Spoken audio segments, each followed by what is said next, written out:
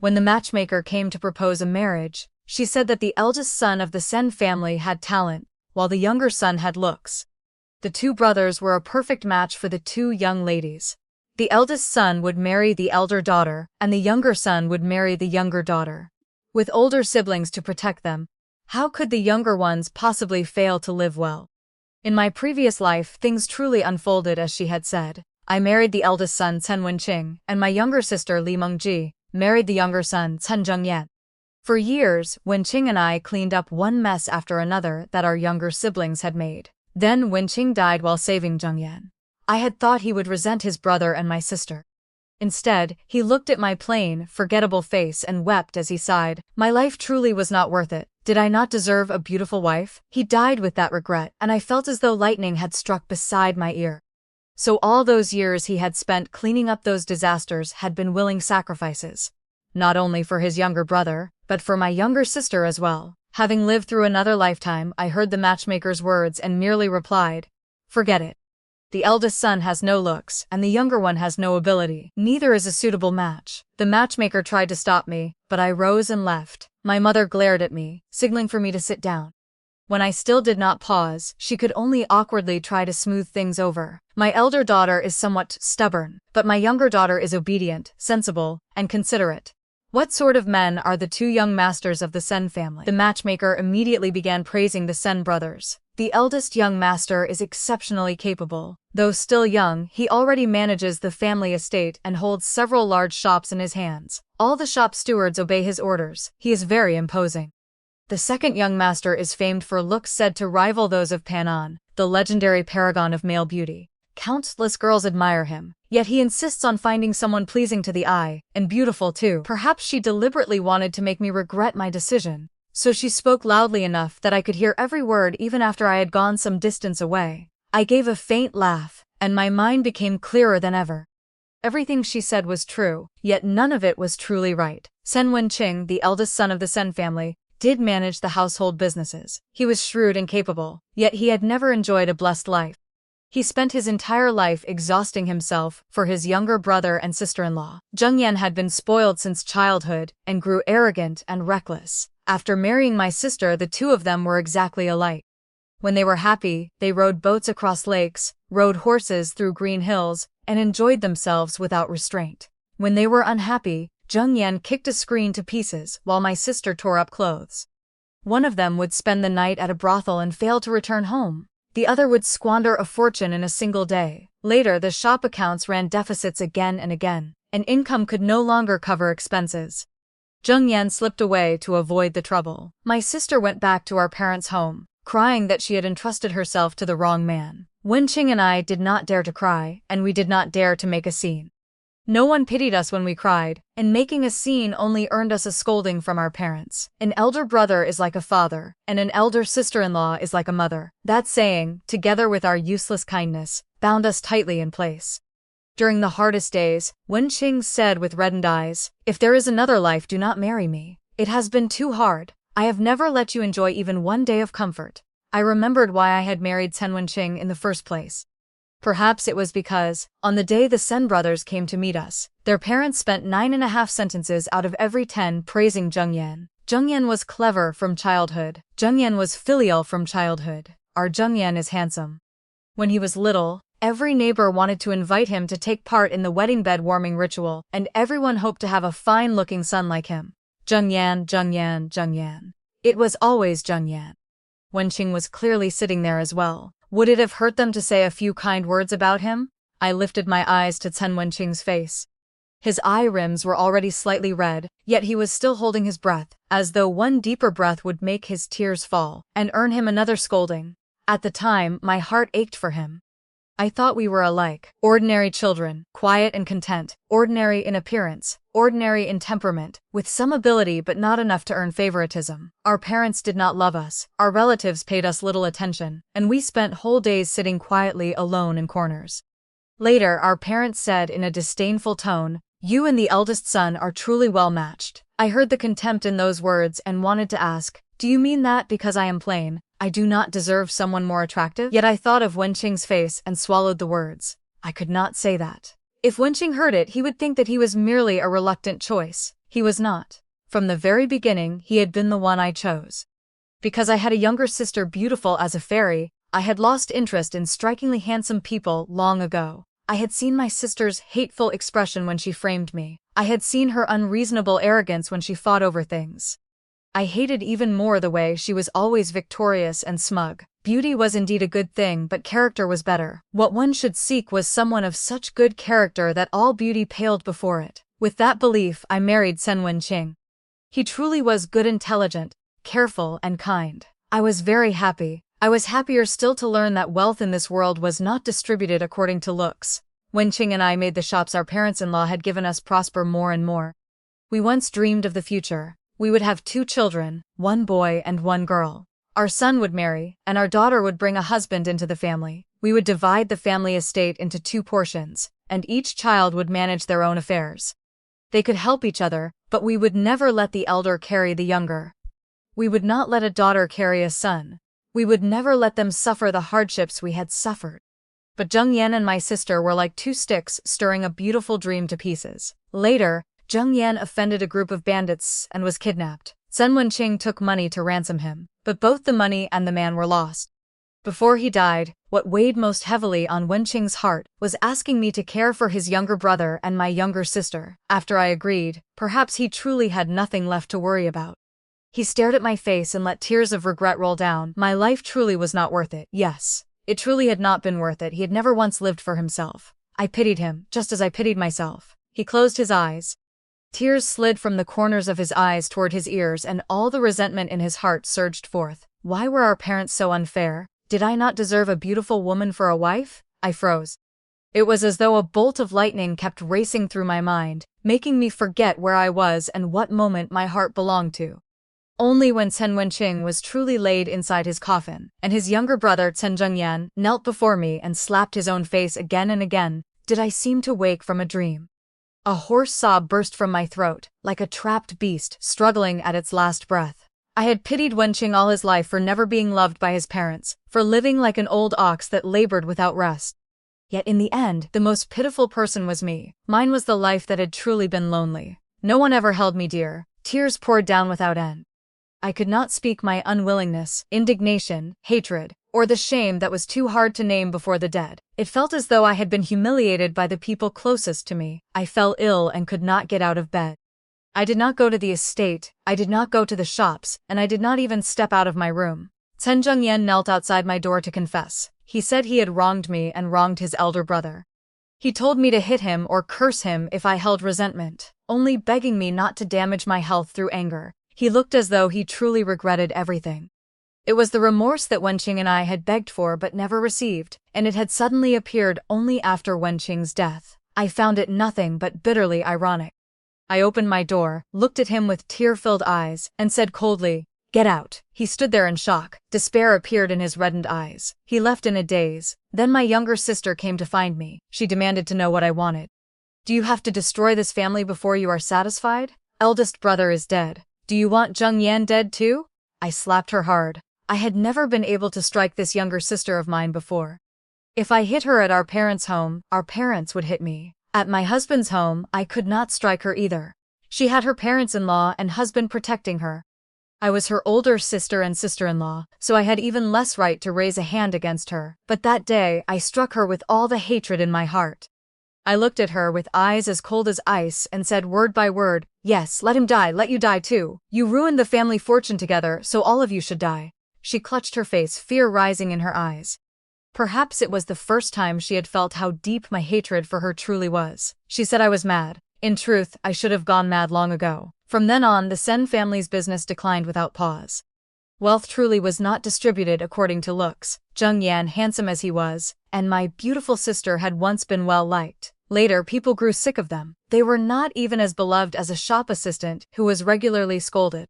Liking someone had always been difficult to explain. Then Sui Nian, my maidservant, rushed in to find me. She was so anxious that she was close to tears. "Madam, the master and madam say they want young Master Zheng Yan to inherit both family lines." I hurried into the front courtyard. My sister was already making a scene. Crying, she pounded Zheng Yan's chest again and again, looking as disheveled as a lost dog. "What did you say when you married me?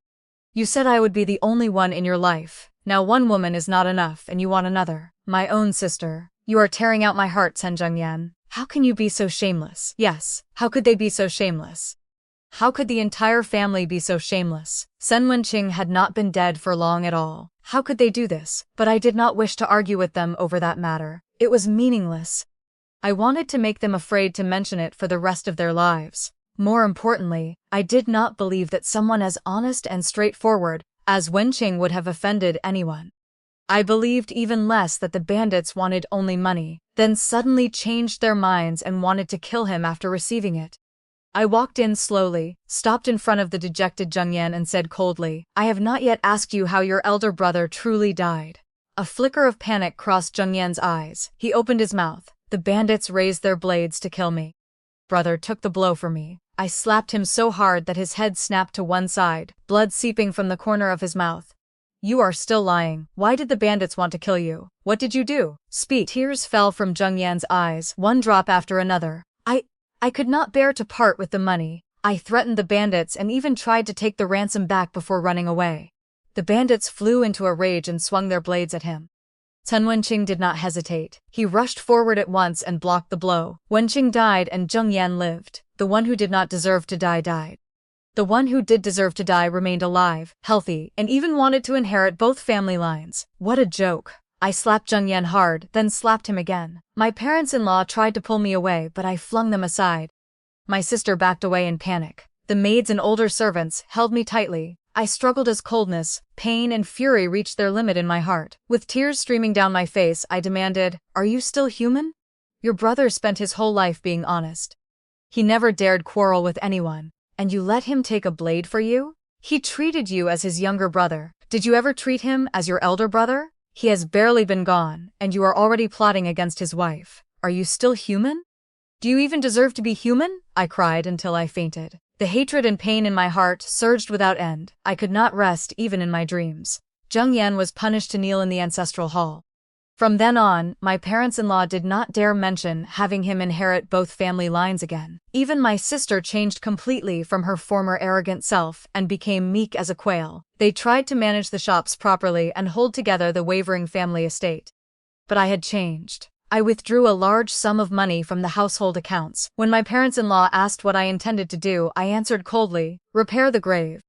Wenqing did not deserve a beautiful wife, so does he not even deserve a beautiful grave? My parents-in-law were left speechless. Zheng Yan says hoarsely, Yes, we should build my brother a beautiful grave. My sister was unconvinced, but Zheng Yan stopped her. After Wenqing's death, our positions had changed. I became the unreasonable one, while they became people too angry to dare speak. When they finally managed to cover the deficit, I borrowed money from outside and spent a fortune in a single day. When creditors came to the door, Zheng Yan had no choice but to use more money to settle the debt. The accounts showed another great loss. My parents-in-law asked what I was trying to do. I answered calmly, I donated it to a temple. Wenqing said his wounds hurt day and night. I asked monks to perform rites for him for 49 full days. Have father and mother never dreamed of Wenqing? In truth, I had not donated anything. I was simply furious and unwilling. I did not want them to live in peace. My parents-in-law were frightened. They said it was all karmic debt. All karmic debt. Zheng Yan lowered his head and even his shoulders sagged. Before this, he had been a carefree, high-spirited young man. Now he resembled the people Wenqing and I had once been, a miserable, pitiful dog. My sister came to find me. Gritting her teeth, she said, Li Xiangji, have you had enough? You planned all of this on purpose, did you not? Whatever we earn you spend. Have you no shame? I laughed coldly. Little sister, you cannot bear this much already. I am merely living the life that you and Zheng Yan once lived. You could live it. Why can I not? What makes you more noble than anyone else? Her face turned pale. That was a long time ago, and you are still holding a grudge. Whether it is over is not for you to decide. You have no right. I stared at her, my eyes sharp as winter wind. She fled in panic. From then on, she broke all ties with me. I do not have an older sister like you, Li Xiangji. From now on, our favor and affection are severed, I answered without courtesy. Do not worry. If bandits ever kidnap you, I will never step in front of a blade for you. I will give you an extra push, so that you may die sooner and be reborn sooner. A corner of Zheng Yan's robe showed outside the door. He had heard everything. He stood there soul-struck, while my sister angrily pounded his chest again and again. It is all your fault. It is all your fault. Zheng Yan was like a wooden puppet, without a soul, allowing her to hit him. Our two pairs of siblings could no longer be the mutually respectful and loving family our parents and parents-in-law had wished for. Instead, we became people who hated one another to the bone. How tragic. I remained in the Sen household for another 4 years. During those 4 years, I did not manage the shops, and I never showed them a pleasant face. Yet I ate the best food, wore the finest clothes, and used only the best things. Every expense was charged to the Sen family accounts. Whenever I wanted the finest silk, I bought it. Whenever I wanted the newest cosmetics, I bought them. I even invited the most skilled hairdresser in town to the manor every day to help me dress and style myself. She praised the elegance between my brows and the exceptional air I carried. I thought she was only flattering me to earn money, yet when I looked at myself in the mirror, I still could not stop tears from falling. If Wenqing could see me as I was now, he would probably be happy, but if he were happy, I certainly would not be. What we had pursued from the beginning had never been the same. We were not people walking the same road. I simply had not understood that when I was young, I had carried a chivalrous spirit inside me and believed I was saving someone from misery, but that person had never needed saving. It had all been my own wishful thinking. My sister was furious. She called me a spendthrift and cursed me for dressing beautifully every day after my husband's death. She told me that if I did not want to remain in the Sen household, I should hurry home and remarry. Zheng Yan told her to be quiet. He said it was not easy to be a widow and that she should be more generous. If she could not bear it, she could go home and remarry herself. They quarreled again and again, then later fought again and again. But I did not think I had gone too far. When they destroyed the family fortune that Wenqing and I had built through such hard work, they had not felt any pain. Now that I spent their money, I did not feel any pain either. If they had been more sensible back then, Wenqing and I could have lived good lives of our own. They had destroyed everything. There was no reason they should be allowed to begin when they wished and stop when they wished. Who did they think they were? My heart was hard as iron and did not waver until my sister became pregnant. This child had come with great difficulty. She and Zheng Yan had been married for 8 years before they conceived. My sister knelt before me with tears in her eyes. Elder sister, I know I was wrong. Please forgive me. Eldest brother is gone, Zheng Yan has lost half his life, and father and mother are old. They were unfair, but eldest brother was their own son too. Could favoritism mean they had no true feelings for him at all? I have struggled so hard to have this child. I do not want my child to feel, from the moment of birth, that they are the child of sinners. Elder sister, I was wrong. Please forgive me. She kept knocking her head against the floor. I looked beyond the doorway. I did not see my father-in-law, mother-in-law, or Zheng Yan rushing in to reproach me. She lifted her head, saw my expression, and suddenly froze. Do you think I am plotting against you? Should I not? The grievances of childhood were truly difficult to forget. When she cried, it was my fault. When I refused to give her something that belonged to me, it was my fault. When she broke an item and blamed me, it was my fault. Even when she quarreled with a friend and lost the argument, it was my fault. Every time, our parents stepped forward to help her accuse me. I had grown used to it. I had never trusted her. She rose in a daze and staggered out. At the doorway, she turned back. Her tearful eyes held despair and distance. Elder sister, how did we sisters end up like this? I wanted to ask the same thing. How had we ended up like this? Zheng Yan hurried over. Seeing her leave my courtyard, he could not help but scold her. Why did you come to see sister-in-law again? Can you stop causing trouble? My sister immediately flared up. Why is it I who caused trouble? Why is it not her? I know very well what kind of person sister-in-law is. You are the one who creates 3 parts of trouble even when there is none. If you had not thought that bandit was ugly back then, would I have offended him? Would there have been so much trouble afterward? My sister choked on a sob and slapped Zheng Yan hard. You are not human. He was clearly staring at me. Now you blame me, my sister blames me, father and mother blame me, everyone blames me, I might as well die. She ran away crying. This household no longer resembled a family at all. At night the lamp flame swayed. I was sewing a small child's garment. In truth, before I learned what Wenqing truly thought, he had treated me very well. He said I was still young and becoming pregnant too early would be bad for my body. He told me to wait a few more years before having children. Before he left, we agreed that we would have a child when he returned. But after that journey, there was no later. Life was cruel enough to warm a person's heart, only to chill it again. A heart cools easily, but warming it again is terribly difficult. I gave the little garment to my sister. At that time she was crying with red-rimmed eyes beside a bowl of abortion medicine. She was hesitant and could not decide whether to drink it. I knocked the bowl over. I am leaving soon. We will not see each other again. My sister was startled. Where are you going? I did not answer. When I was little, I had envied this younger sister of mine. I had cried by the well, looking at the reflection of my single eyelids and low nose bridge in the water, complaining that we had been born to the same parents, so why did we look so different? But later, I no longer envied her so much. First, I had grown used to it. Second, my friends had never despised my ordinary looks, nor had they preferred my sister merely because she was beautiful. Instead, they would lean close and whisper, "Why does your sister have such a terrible temper? Why are your parents so unfair? Do not be sad. You still have us." I thought that was probably what our teacher had meant by losing something in the east and gaining something in the west. If the sun did not shine on me, the moon would. If neither the sun nor moon shone on me, there were still white clouds and stars, and if even that failed, dark clouds and wind and rain would not reject me. Now I no longer envied her.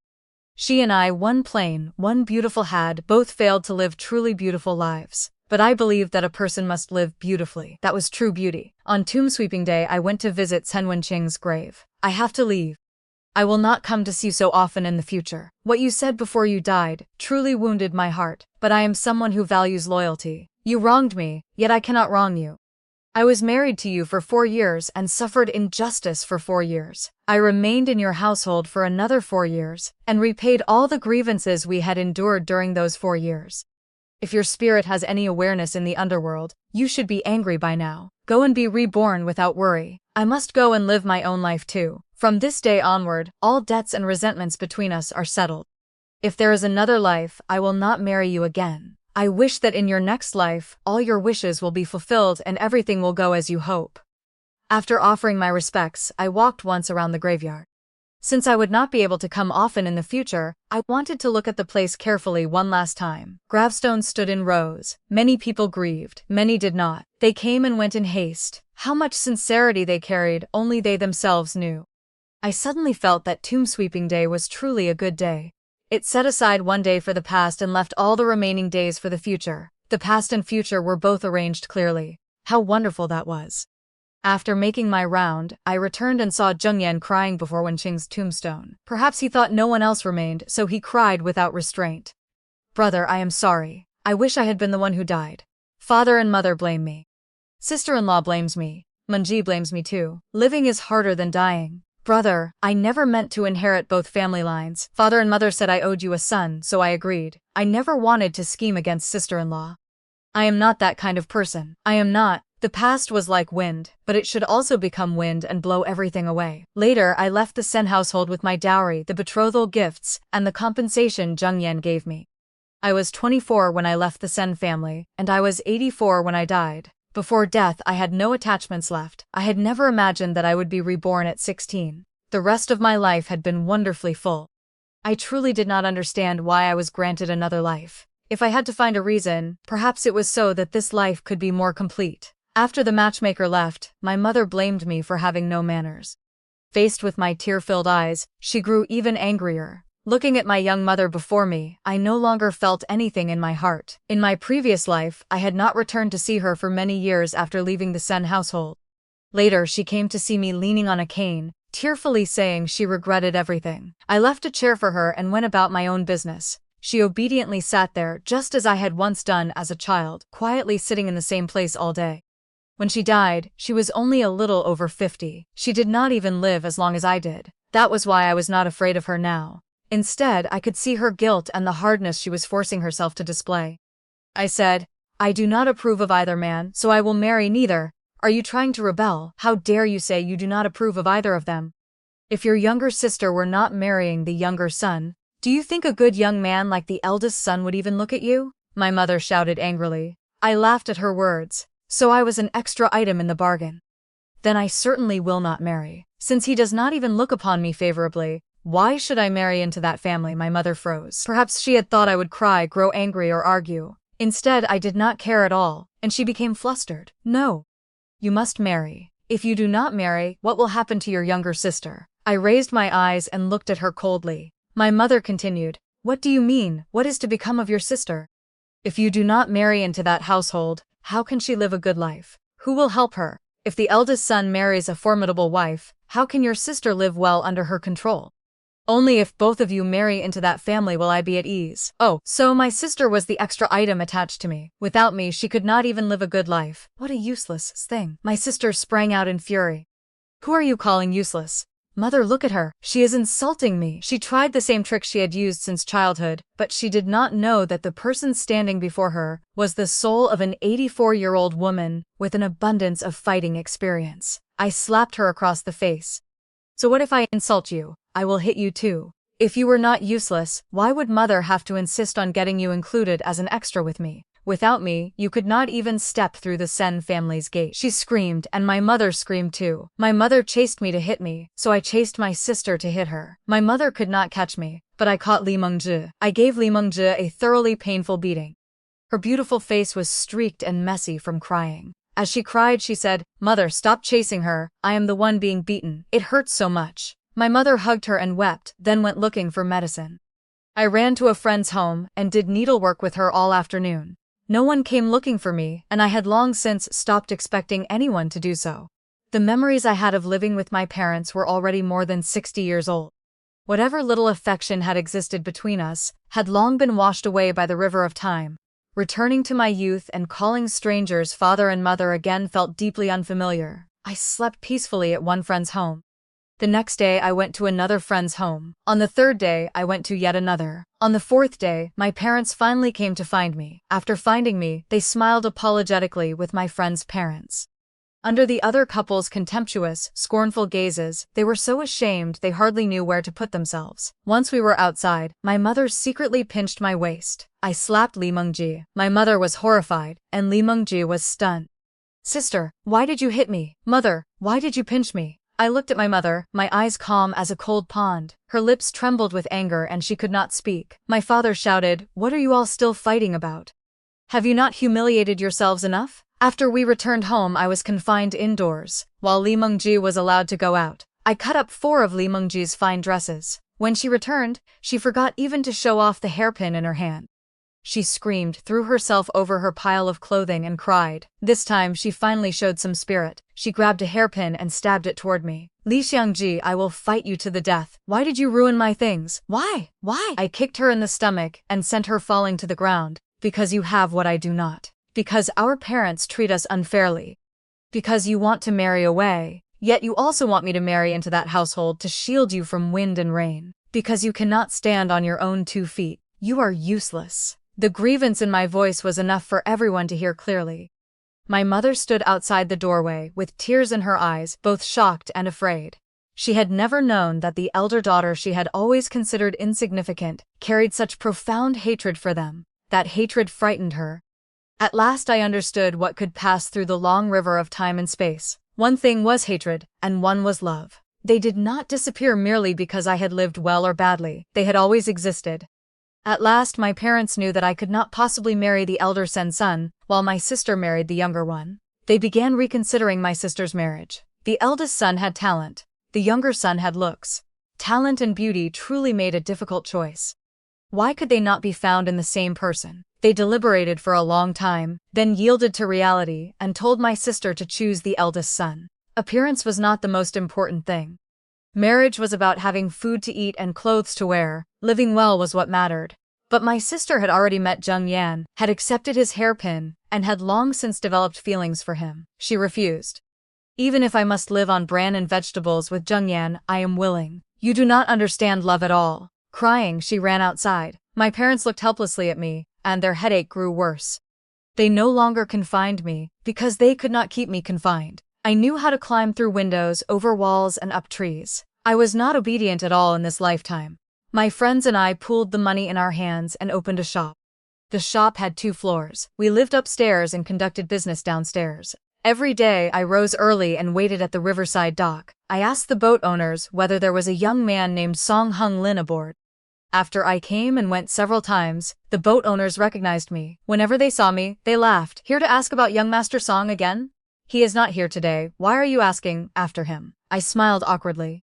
Of course, to remind him that once he disembarks, he must hold tightly to his money pouch. He must not let a petty thief steal it. In my previous life, I met Song Heng Lin after leaving the Sen household. He also opened a shop on this street. When I opened my shop, he helped me greatly. He was very handsome, but I had no greater affection for beautiful people like him. We only interacted as ordinary neighbors. Yet he developed feelings for me. He helped me, gave me gifts, and shyly confessed what he felt. After I turned him down, he stood stunned, his eyes slightly red, and asked why. Is it my appearance? Is my character not to your liking? Or do you still remember your late husband? Or is it because I am from another place? Both my parents are dead, and I have no one to rely on. It was none of those things. Later, I learned that he was not from this place. Years earlier, he had left home to do business here, only to have a petty thief steal his money pouch the moment he stepped off the boat. With no choice, he drifted there for several years. By day, he worked as an apprentice.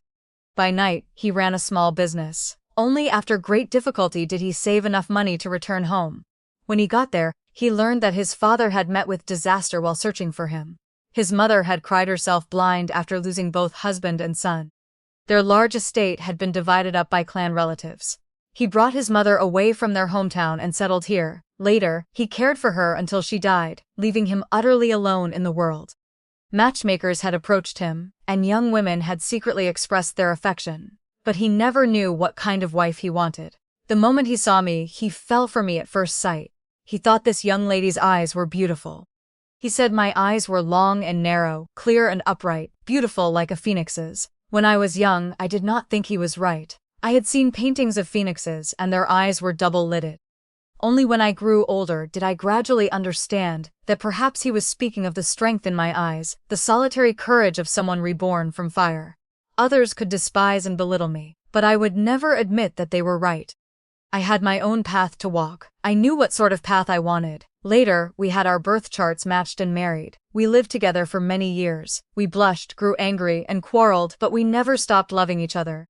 Before he died, he said that the greatest fortune of his life had been meeting me and sharing a loving life with me. He only regretted that his parents had died too early and could not see him establish a household, marry, and have children. His eyes filled with tears, regret, attachment, and reluctance. I will wait for you at the bridge of forgetfulness, he said. When you come, we will drink the soup of oblivion together. Do not come too soon. 10 years, 20 years, 30 years. I will wait for you no matter how long it takes. Do not hurry, come slowly. I wanted to cry and laugh at once. If you wait 30 years, will I not become an old monster? How could I bear to make you wait that long? He lifted his hand to wipe my tears, but it fell heavily midway. I took his hand and felt the warmth slowly leave his fingers in my palm. He was gone. I became a lonely old woman. Though children and grandchildren surrounded me, I knew that there was only one person in the world whose soul had truly accompanied mine. Life was lonely, and the world was cold. His death had chilled my heart, yet each time I thought of him, a little warmth rose in my chest. Love was like fire burning through the passing years. In this new life, I hoped that we could both be fulfilled and free of the regrets of our youth. That day, I was still making my usual inquiries when a young man jumped down from a boat before the boat owner could speak. Smiling, he said, "Elder sister, were you looking for me? What is it?" The youthful Song Heng Lin stood before me, just like that, full of life, with clear eyes untouched by worldly matters. So this was what he had been like as a teenager. At a glance, he looked terribly easy to deceive. How could his parents have allowed a young man like this to travel alone? Before I could answer, the boat owners burst into laughter. "You are Song Heng Lin? This young lady has been asking about you for days. If you had not come soon, she would have been waiting herself sick." Their laughter was hearty. My face warmed, and Song Heng Lin's eyes brightened. "Elder sister, do you know me?" "Not yet, but we can get to know each other slowly. Your family asked me to look after you while you are here. I will arrange a place for you to stay. Guard your belongings well. There are many petty thieves here, so do not lose your money pouch." "Thank you, elder sister. What is your name?" He came to stand beside me and walked at my side. I smiled. "My name is Li Shang Jishang, as in the Shang River, and Ji as in the formal classical particle." This time, Song Heng Lin did not lose his money pouch.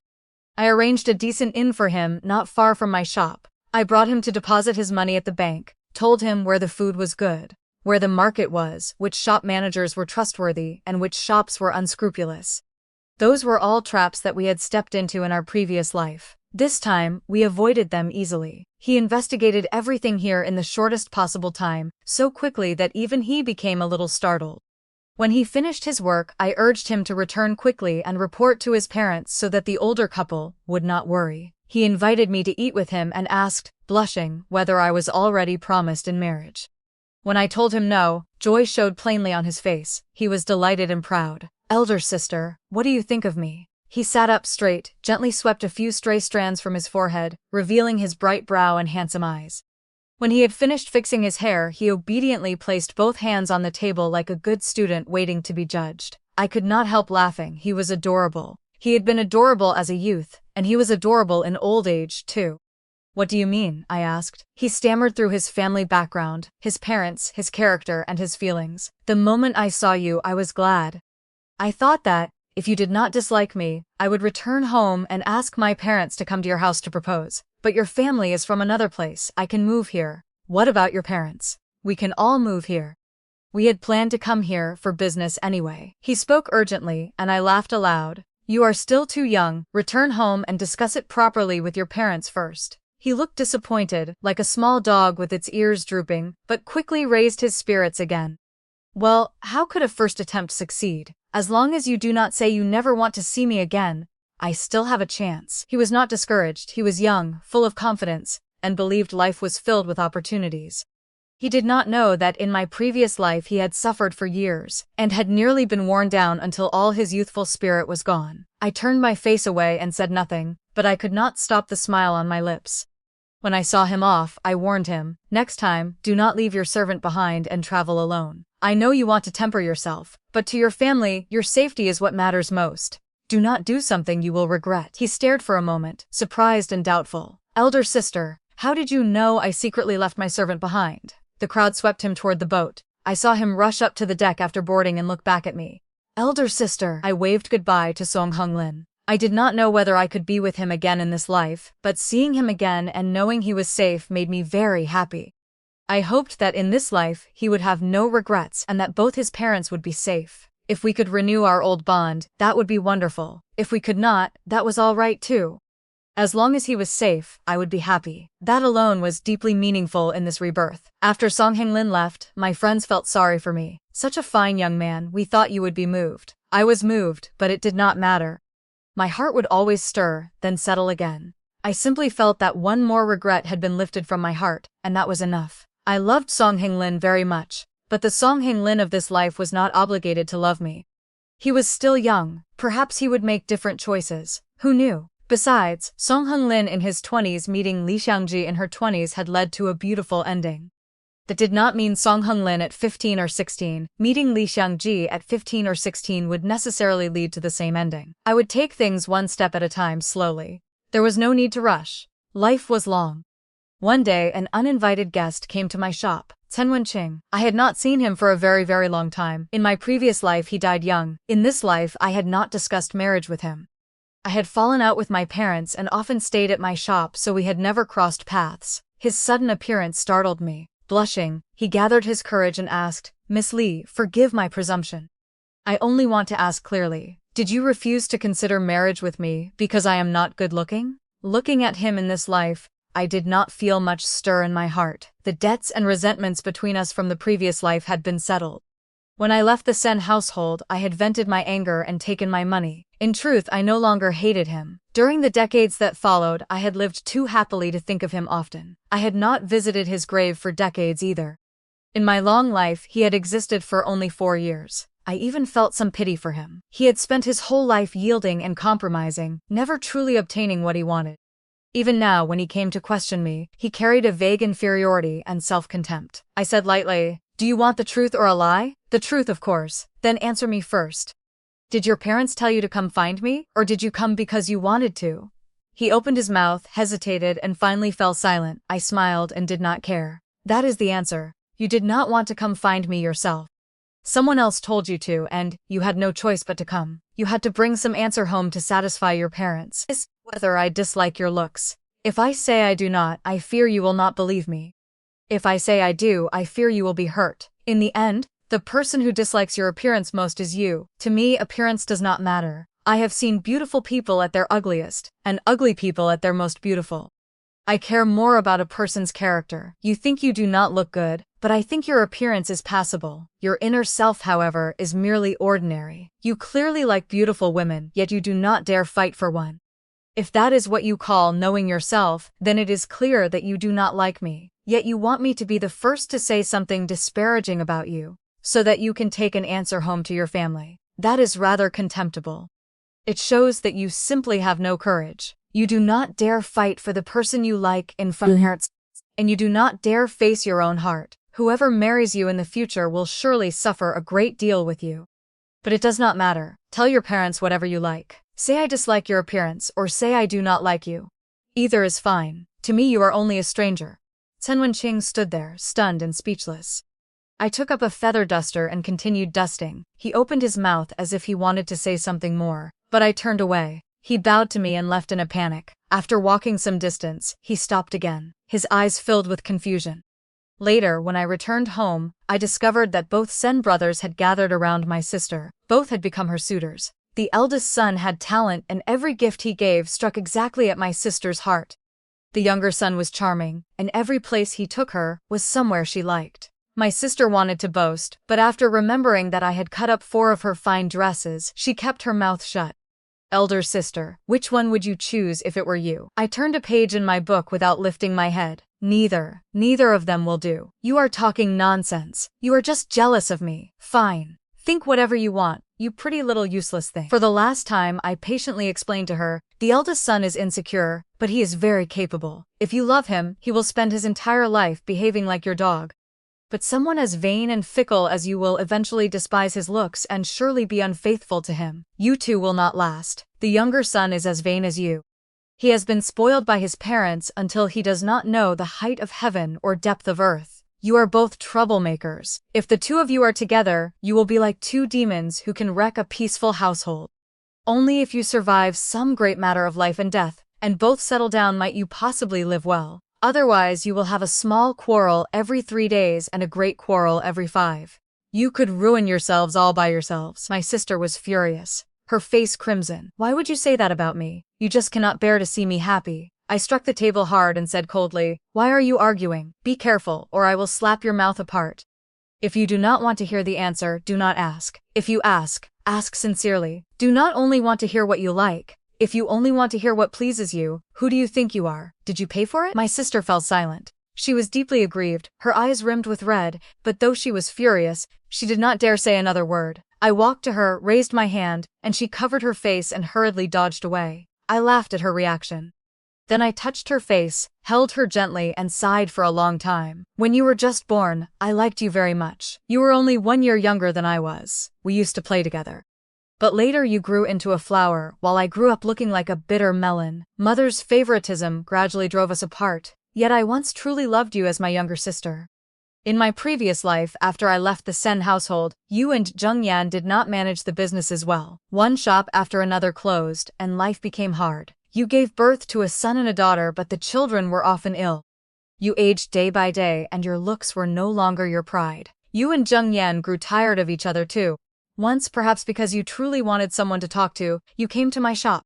You said that you and Zheng Yan had not slept in the same bed for more than 10 years. The attraction of appearance and the body faded with each day. Your souls grew farther apart. You disliked each other, yet were bound together by being the parents of your children and had no choice but to remain together. When you left, you looked enviously at Song Heng Lin and me working peacefully together, and at my children, playing lovingly with one another. In a very soft voice you said, elder sister, I am sorry. You did not explain what you were sorry for. Later, your daughter married and hated you for treating her badly.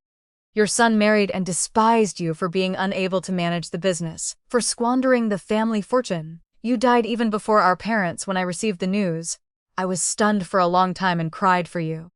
You were a younger sister I had once truly loved. Now that I have been reborn, these are sincere words. If you can take them in, that is naturally good. If you cannot, I am no fortune teller. I have no power to defy heaven and change fate. This time I took many things away with me. My sister seemed somewhat unsettled. Elder sister, are you not coming back? I will return when you marry. I hoisted my trunks onto my back and left. She chased me to the gate, held onto it, and called after me. Elder sister, do not go. From now on, I will not fight with you anymore. She bit her lip. She was clearly unwilling, but she had truly said the words. In the future, she would probably keep that promise awkwardly and uncomfortably. I stroked her head. Did it hurt when I hit you before? Her eyes reddened slightly, and she nodded. Then improve yourself from now on. I wanted to say much more. I wanted to tell her that in this world, only oneself could truly be one's support. If she could not stand on her own, marrying anyone would be useless. Marrying again and again would be useless. But I could not say it. At 15, she would neither like nor understand those words. Some things could only be understood after one experienced them. Some fruit could ripen only in its season. These were things that could not be forced. Later, I focused seriously on managing my shop.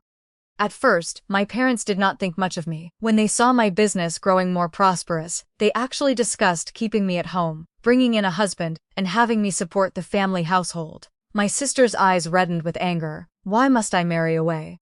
Why can I not bring in a husband? She changed her mind about getting married. She argued and pleaded until our parents gave her a shop to run herself. Before long, the business began to decline. At that point, the eldest son stepped forward and helped her manage it. Zheng Yan was furious when he saw this. He gave a cold laugh and went to a brothel. The next day, he came back to apologize to my sister and said he had been foolish. My sister could neither advance nor retreat, and her mind was in turmoil. One day, months later, she was tapping her abacus, unable to make the accounts balance no matter how she calculated them. The eldest son helped her. She found his advice irritating and impatiently told him to leave. Then Zheng Yan came. Seeing her work, he grew bored and wanted her to go out and have fun with him. Her head felt ready to explode as she listened, and a deep helplessness rose in her heart. Outside, people passed back and forth, and clouds gathered and scattered in the sky. Suddenly she realized that she liked neither man. Thinking of having nothing to say with the eldest son, and perhaps being unable to live with Zheng Yan, made her feel even more irritated. She came to my shop for tea and said calmly, "Elder sister, I understand why father and mother wanted you to bring a husband into the family. I truly am not as capable as you. But that day, I sorted out the accounts by myself. I had entered one figure incorrectly, and I found the mistake. I have thought it over. I will marry neither the eldest son nor the younger son. There are not only two men in this world. I am young. You are not yet married. Why should I hurry? I will wait for you to marry, and see what celestial being you can bring into the family." She rolled her eyes in defiance. When she left, she put a package of the candy she liked on the table. I tasted one.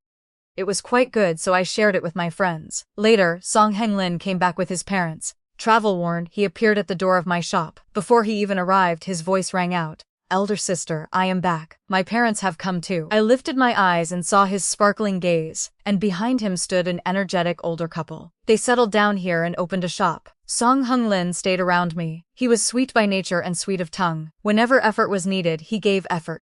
Whenever thought was needed, he gave thought. Whenever money was needed, he gave money. Everyone outside thought he treated me wonderfully. Perhaps I had not changed the habits of my previous life, because I did not find it remarkable at all. It simply felt normal. Until one day, my hand absent-mindedly patted his backside and I even praised it. "Oh, that is firm." Song Heng Lin immediately froze. My friends froze too, blushed and ran away. In the large shop, only he and I remained. He asked softly, "Elder sister, does this mean I may come and ask for your hand?" I looked at my guilty hand and gave a quiet sigh. "What is it you like about me?" He smiled. "The first time I came here, I thought on the boat that the first young woman I met would be the one I loved. But I met one young woman after another and thought, not this one, not that one. By the end, even I laughed at myself. I had made the rule, yet I rejected it every time. It was like a child's game. Later, I gave up that game. But when I saw you, I suddenly felt, this is the one, this is the woman I love." It turns out that when you like someone, you will find excuses for yourself. You were not the first person I saw, but one glance at you was enough to place you deep in my heart. If I must name something specific, I love your eyes. They are like a phoenix's, so beautiful, so breathtaking. Those were the words he had told me in our previous life. At last, I fully believed that they were the purest thoughts in his heart. Song Heng Lin as a teenager and Song Heng Lin in his 20s were the same. Both loved my eyes. Both fell in love at first sight. We had our birth charts matched and prepared to marry. My parents were very unhappy. They felt that they had already compromised by agreeing to let me remain at home, bring in a husband, and support the household, yet I still wished to marry out. They even tried to persuade Song Heng Lin to become a live-in son-in-law. When they looked down on me, they thought that marrying out was already above my station. When they valued me, they still wanted everything to follow their wishes. But I had only one answer. They could not decide when something began, when it ended, or what I should be. In my previous life I had lived a very long time. I had loved, hated, clung to things, let go of things, lived and died. I no longer cared what they thought. In the long river of time, their figures had become faint. So faint that I could completely step outside their influence. I said coldly, I will marry this man. If you do not agree, you need not attend the wedding feast. I will consider myself an orphan. Are you trying to rebel? My parents shouted angrily. I continued, you can have my younger sister bring in a husband instead. I see that she is very willing. Does your younger sister have the ability to support a household? You know perfectly well that she does not, my parents said angrily. My sister heard them. She stood in the doorway, her eyes full of tears. Yet unusually, she did not argue. She only stood there and tried to keep her tears from falling. My parents became somewhat flustered. Meng's sister turned and left. She did not cry and run away. She simply left quietly. I sighed softly. Let it be this way. Give whatever portion of the family estate you wish to whomever you wish. However much you give me, I will support you in old age to that extent. If you give me nothing, that is fine too. Just do not come looking for me. If you truly make me angry, swallowing up this little bit of family property would not be difficult. My parents were angry but did not dare speak. They felt my indifference and realized that every word I said was true. In the end, they softened and obediently discussed the wedding date with the Song family. The feelings between parents and children were sometimes truly like a seesaw. One moment high, the next lows. I found it difficult to explain them. At one time, love was a little stronger. At another, hatred was. Sometimes there was sincerity. At other times there was calculation. Sometimes resentment could not be calmed. Sometimes one still wished to help the other succeed. No scales in the world could measure such feelings clearly. So one simply had to go on living. Later, Song Heng Lin and I married smoothly. My parents gave me half the family estate. Whether that was the result of their careful calculations or merely a measure they had no choice but to take, what entered my hands was mine. I treated it as sincerity and did not need to worry about how much true feeling remained behind it. Water that is too clear has no fish, and a person who is too exacting has no friends. I had learned how to let myself go. Song Heng Lin's parents settled here. In their hometown, clan relatives had envied and oppressed them. Here they finally felt relieved. What made them happiest was seeing their son build a family and a livelihood while still full of vigor. Song Heng Lin and I lived very well. My sister sometimes envied us. She often came to the shop to help and quietly observed the way Song Heng Lin and I got along. Later, Zheng Yan came to see her. She told him, do not come again. What kind of good man frequently visits brothels? But I was only acting. I did it on purpose to make you angry, Zheng Yan said anxiously. My sister replied, but my brother-in-law has never gone to a brothel. My father does not. Your father does not. Your brother does not. Even when my brother-in-law is angry, he would never deliberately do something wrong just to make my sister angry, because he cannot bear to make her sad. We are not even together yet, and you already make me angry. You do not know how to cherish another person. If I truly married you, what kind of life would that be? Besides, I want to bring a husband into the family. Can you become a live-in son-in-law? Zheng Yan could not.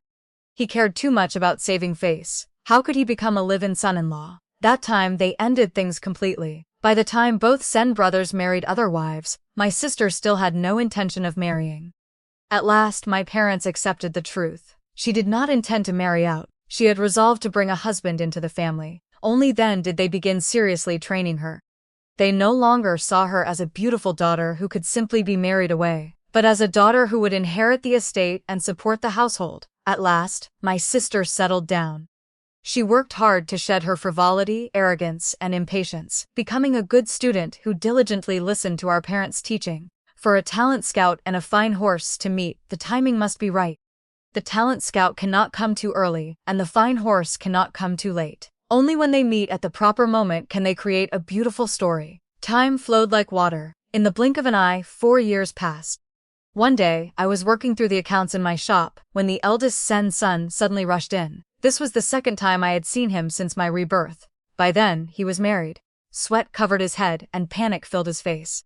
Yet the moment he saw me, he abruptly froze. I was moving the beads of my abacus. Beside me, my little daughter stood on tiptoe, her soft fingers stretching toward the abacus. Song Heng Lin caught her tiny hand, and she immediately broke into bright laughter. My stomach was slightly rounded, with another little treasure slowly growing inside. I raised my head and looked at him. I saw the look of someone who had survived disaster on his face. He opened his mouth. Xiangji, I understand now, you remember? He nodded. Then tears flooded his face. I only looked at him quietly, with nothing but peace in my heart. I had been reborn to make up for regrets, but unfortunately, he was not among my regrets. Sun Wenqing did not know where to begin. This day in our previous life had been the day he took the blade for Zheng Yan. In this life, Zheng Yan had still offended the bandits. It was only when he stood at the edge of life and death that Wenqing recovered his memories. This time, he did not block the blade for Zheng Yan. Zheng Yan was injured. After settling everything for him, Wenqing hurried at once to find Li Xiangji. On the road there, he had 1,000 things to say. Yet once he's arrived, he did not know where to start. Xiangji, I saw everything. He wanted to say that after his death, his soul had never dispersed. He had seen everything she did for him. He knew that he had hurt her heart. In truth, he had regretted those words as soon as he said them. All his life, he had been afraid of taking one wrong step, yet in the end, he had still made the greatest mistake of his life. He also wanted to say that he had waited for her for 60 years at the Bridge of Forgetfulness. He wanted to say that he was willing to have another life with her, and another after that 10 lives, 10 lifetimes, lifetime after lifetime. But he had come too late. By her side was someone she loved deeply. Ahead of her was a future filled with children and grandchildren. Only then did he understand a truth. A woman like her could live a good life with anyone. She had strength and resilience. She had never needed him. He was the one who needed her. But he had come too late. At last his lips trembled. He wanted to speak yet held back. The regrets of his previous life and this one had piled on top of each other, pressing him so hard that he did not know what to do. He regretted being reborn, because if he had not known, perhaps he would not have hurt so much. He regretted being reborn too late, able only to watch as he missed her. More than anything, he regretted having eyes but failing to see. Sun Wenqing as a teenager could not have kept Li Xiangji, no matter at what age he met her. He said, I am sorry. Li Xiangji nodded slightly and answered calmly, I wish you happiness, he cried. Would he be happy? He would. In this life, he would love his wife well and hold tightly to his own happiness. Just as Li Xiangji could live a beautiful life with anyone by her side, he wished her happiness. Thank you for supporting and following Panda. Now, let's continue with the second story. We hope you enjoy a relaxing and pleasant time with us. A shrill crack of a whip tore through the snow, swept air, followed by a harsh, muffled impact. The agonizing pain I expected never came. Instead, a thick, metallic stench of blood instantly flooded my nose. I snapped my eyes open, the world spinning wildly before me. Wasn't I just in my top-tier medical laboratory, detonating a bomb to perish alongside the international mercenaries trying to steal my research? Don't hit my Tangbao, I beg you. If you want to hit someone, hit me. A terrifyingly weak, trembling voice, gasping in agony, rang out right above my head. It was then I realized I was being shielded beneath the frail body of a thin woman. She was wearing nothing but a flimsy, tattered prison uniform, and her back was badly injured. Drops of warm blood were falling onto my own mud-smeared little face. The memories of the original host flooded into my mind like a tidal wave. I had actually transmigrated. I was now Su Tong, the legitimate daughter of Great Chu's defender, General Smanner, a mere 3.5 years old, and the woman shielding me with her life was my biological mother, the current matriarch of the defender, General Smanner, Lin Wanzhao. The once world-renowned Su family had suffered a cataclysmic disaster. Father had died in battle, his bones not yet cold, when treacherous, dog-like officials framed the Su family for colluding with the enemy and committing treason. The emperor, blinded by incompetence, issued a decree ordering the execution of our entire clan, which was later reduced to an exile of 3,000 miles to the freezing, desolate northern wasteland. Even worse were my 5 biological brothers. They were once the illustrious war heroes of Great Chu, but after father's death, they were repeatedly set up and attacked until all 5 were left crippled. You filthy whore. Do you still think you are the high and mighty madam of the defender, General Smanner? A vulgar, vicious curse shattered my thoughts. The escort guard, Wang Biao, holding a black leather whip lined with reversed barbs, approached with a face full of savage malice. In my hands, even a dragon has to coil up, and a tiger has to lay flat. This little bastard has been crying and whining the whole journey, giving me a headache. She's going to die sooner or later anyway, so I might as well throw her into a mass grave to feed the wolves right now. Guard Wang, I beg of you, please show mercy. Tangbo is just running a fever. She wanted to make a sound, she absolutely wanted to make another sound. Lin Wanzhao desperately tucked me deeper into her embrace, her pale, cracked lips trembling uncontrollably.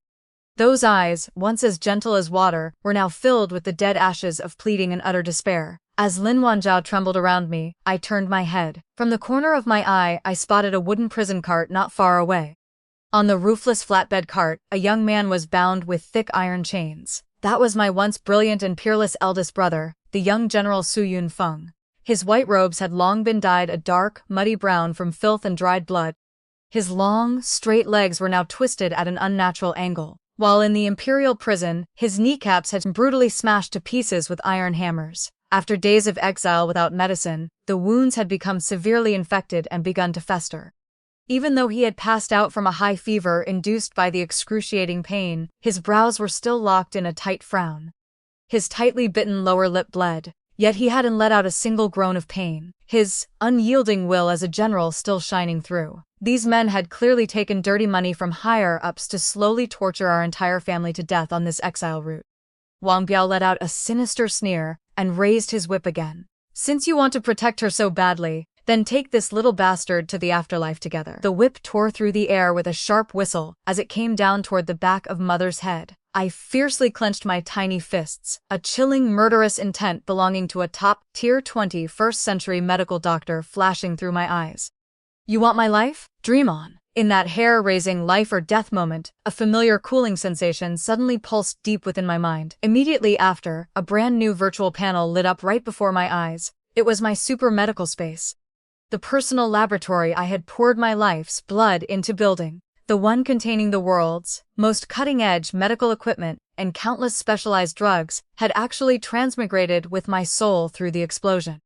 Not only that, but in the exact center of the space, the original sterile water circulation system had mutated into a crystal-clear spring, radiating a dense, overpowering aura of life force. It was a spiritual spring, a legendary spring described in ancient medical texts as having miraculous. The whip never fell. Another guard had grabbed Wang Biao's wrist, lowering his voice. Boss Wang, here is a relay station just up ahead. Causing a fatality in broad daylight will be hard to explain. Anyway, the eldest son's legs are ruined and his fever won a break, and this woman is barely hanging on. When night falls, we can do it quietly. Wang Biao spat a mouthful of bloody phlegm onto the ground and glared at us viciously. Count yourselves lucky today. Everyone, rest in place. We resume the march in half an hour. Cursing and swearing, the guards walked off to eat their dry rations and drink strong liquor, throwing our family into the muddy snowstorm, like discarded rags. Tang Bao, don't be afraid. Mother is here. Lin Wanzhao caressed my cheek, her hands trembling violently. Her body temperature was terrifyingly hot. The high fever had clearly seeped into her bones. The deep whip wound on her back was still bleeding through her clothes. She no longer had the strength to even speak, her eyes half closed, her life signs rapidly slipping away. I couldn't wait any longer, pretending to be terrified. I buried my face deep into Mother's chest. Under the cover of the oversized prison uniform, my consciousness swiftly dove into the dimensional space. Using the space mental extraction function, I accurately withdrew the highest purity anti-inflammatory and fever, reducing oral liquid, mixing in a single highly concentrated drop of the spiritual spring water. I couldn't use a syringe, it would be discovered. I stretched out my chubby little hand and pressed it firmly against Mother's chapped lips, utilizing the space's property of directly transferring materials to whatever I touched. A fine cooling stream of medicine slipped silently from my fingertips into Lin Wanzhao's mouth. The moment the spiritual spring water touched her flesh, a miracle occurred. Mother's boiling body temperature began to drop at an unbelievable speed. Her shallow, rapid breathing gradually stabilized. I could even feel the deep whip wound on her back stop bleeding and begin to scab over at a rate invisible to the naked eye.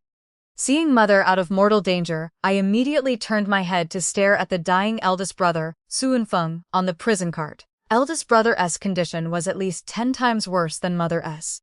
He was on the verge of sepsis triggered by the comminuted fractures in both knees. With the medical standards of this era, he absolutely would to survive the night.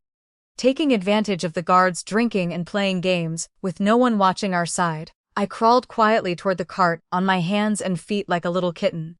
Eldest brother? I lowered my voice, calling out softly with my sweet, 3.5-year-old childish voice. Su Yunfeng showed no reaction. He was covered in layers of cold sweat, his face radiating an ashen aura of death. Without a second's hesitation, I placed my 2 small hands over his shattered knees. With a thought, the most advanced bone, repair enzymes and potent broad-spectrum antibiotics from my space, mixed with 3 drops of spiritual spring water, penetrated through my palms directly into his necrotic muscle tissue and shattered bones. If someone had X-ray vision at this moment, they would be shocked to find that the pulverized bone fragments, enveloped by the spiritual spring, were slowly and precisely reassembling themselves, as if guided by invisible silk threads. The damaged tissue was rapidly repaired, and healthy tissue began regenerating. After about the time it takes to drink a cup of tea, a layer of fine sweat broke out on my forehead. This 3.5-year-old body was far too frail. Forcefully channeling materials from the space for an extended period was a massive drain on my mental energy, but I couldn't stop. Eldest brother was the future commander of the Su family, the spine holding this family up. I needed him not just to live, but for his legs to be perfectly restored. As the final drop of medicine permeated his flesh, the young man on the cart suddenly drew in a sharp breath of cold air. Su Yunfeng's long eyelashes fluttered violently before his eyes slowly opened. What kind of eyes were those? Deep and icy, filled with the extreme vigilance born of betrayal and despair. But when his gaze locked onto me, lying by the cart and blinking my big eyes at him, the killing intent in his eyes completely shattered, melting into endless agonizing tenderness and shock. Tang Bao. His voice was terribly hoarse from prolonged dehydration, sounding like sandpaper scraping across a table. Why did you come over here? Where is mother? Instinctively, he tried to struggle up to protect me, but in the next second, he froze completely. He looked down at his own legs in sheer disbelief. The bone, deep agony, the kind of shattering pain that made him wish for death with even the slightest movement, had miraculously vanished. In its place were waves of warmth and a tingling itch radiating from his knees. He tried wiggling his toes. Although he was still very weak, he could clearly feel that the legs that had been condemned to death had actually regained sensation. How is this possible? Su Yunfeng took a deep breath, his sharp gaze suddenly snapping to the pair of chubby little hands gripping his knees. He was no fool. In the imperial prison, the imperial physicians had categorically stated he would be a cripple for life. Along the exile route, the injuries had only worsened. Now this sudden, miraculous recovery had only one variable: this 3.5-year-old sister sitting right in front of him. Feeling my eldest brother's probing stare, I knew perfectly well that while this miracle could fool those incompetent guards, it absolutely could not hide from this young general, who had once commanded a 100,000-strong army with unmatched brilliance. But I absolutely couldn't expose the secret of my space right now, or I'd be branded a demon. I simply puckered my lips, my big eyes instantly welling up with tears, and said in a sweet, crying, childish voice, "Eldest brother, no pain?" Tang Bao, blow on it for eldest brother, then it won't hurt anymore. Just now, a white-bearded grandpa in Tang Bao's dream said that the fairy water he gave Tang Bao could heal eldest brother and mother. A child's dream and a deity's blessing. These were the most easily accepted explanations for the ancients. Su Yunfeng stared at me intently. Countless complex emotions flashed through his deep eyes. Shock, doubt, wild joy, all finally dissolving into a profound, gentle light. No matter what secret this little girl harbored, she was the biological sister that he, Su Yunfeng, would protect even if it cost him his life. Since the heavens refused to let him die, refused to let the Su family perish, then he would pay back this blood debt 1,000,000 times over. All right, eldest brother doesn't hurt anymore. Tang Bao's fairy water is very powerful. Su Yunfeng struggled to lift his hand, weighed down by the heavy wooden neck collar, and gently touched the top of my head. His deep voice carried an unshakable decisiveness. Be a good girl, go back to mother quickly. From today onwards, eldest brother will never let anyone harm a single hair on your heads again. Oh ho, this cripple still isn't dead yet? Not far away, a red-faced, drunken Wang Biao staggered over, whip in hand. Seeing Su Yunfeng fully awake, a sinister flash of killing intent crossed his eyes. I immediately retracted my hands, scurrying back to mother's side like a frightened little rabbit, secretly clenching my fists. Eldest brother's injuries were healing in secret, but if we didn't eliminate these vicious guards, we would never make it to the exile destination. Since you are in such a rush to seek death, don't blame this doctor for using you to christen my first blade on this exile road. Burping from the liquor, Wang Biao dragged his black leather whip, leaving a dark trail across the snow. He walked up to the cart. Seeing Su Yunfeng with his eyes open, a hint of surprise flashed in his eyes, quickly morphing into savage murderous intent. You've got a tough life, huh? Kneecaps smashed to powder and you are still not dead, Wang Biao sneered, raising his whip high. I want to see just how hard the bones of the Su family's eldest son really are. The whip lashed down with a sharp whistle that tore the air, aimed straight at eldest brother's face. Eldest brother, from two dilapidated carts nearby, came two roars of desperate, furious agony. Those were my second brother, Su Yunting, and third brother, Su Yunhan, chained in separate carts. Tragically, one of them had been blinded, and the other's hand tendons had been severed. They did not even have the strength to stand up, reduced to howling like trapped beasts. In that heart-stopping moment, I shot out like a tiny cannonball, tightly hugging Wang Biao's mud-caked right leg. "Bad man, you are not allowed to hit my eldest brother." While I erupted into the most ear-piercing wail a 3-and-a-half-year-old could muster, smearing all my tears and snot onto his trouser leg. "Where did this little bastard come from? Piss off." Wang Biao lifted his leg in disgust, wanting to kick me away. Right as he exerted force, my little hand hidden in my sleeve had already silently pressed against the skin of his calf. With a flash of intent, a dose of nano-level heavy-duty transdermal purgative, mixed with a trace of neuroparalytic toxin, instantly seeped through his skin into his bloodstream. This was a special formula I had used in my previous life during interrogations. Just one drop was enough to cause someone to completely lose control of their body within 15 minutes, accompanied by lower limb paralysis. Wang Biao forcefully swung his leg, throwing me into the snow. Eldest brother Su Yunfeng was wild with rage. He struggled, trying to lunge forward, but was choked back by the iron chains around his neck. "Tang Bao?" His voice cracked from extreme fury. "I whip you to death first, you little mongrel?" Wang Biao turned around with a sinister smile, raising the leather whip to strike me. However, just as his hand reached mid-air, the expression on his face suddenly froze. Immediately after, an extremely bizarre gurgling sound echoed from his abdomen, as if a boiling cauldron was churning inside his guts. Wang Biao's face instantly went from flushed red to a sickly green. He clamped his legs together forcefully, cold sweat pouring down his forehead.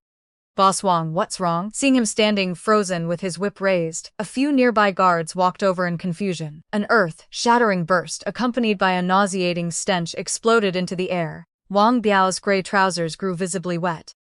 A massive yellowish-brown stain spread down his pant leg and dripped onto the snow. The surrounding guards immediately covered their noses and stumbled back in horror, as if they had seen a ghost. My stomach."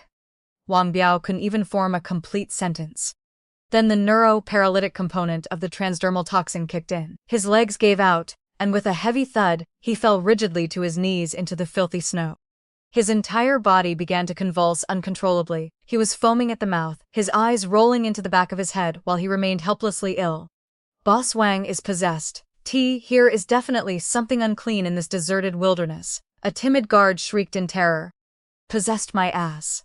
It's probably the meat stew from the relay station last night. It was to clean." An older guard covered his nose, glancing at the sky, then down at Wang Biao rolling on the floor.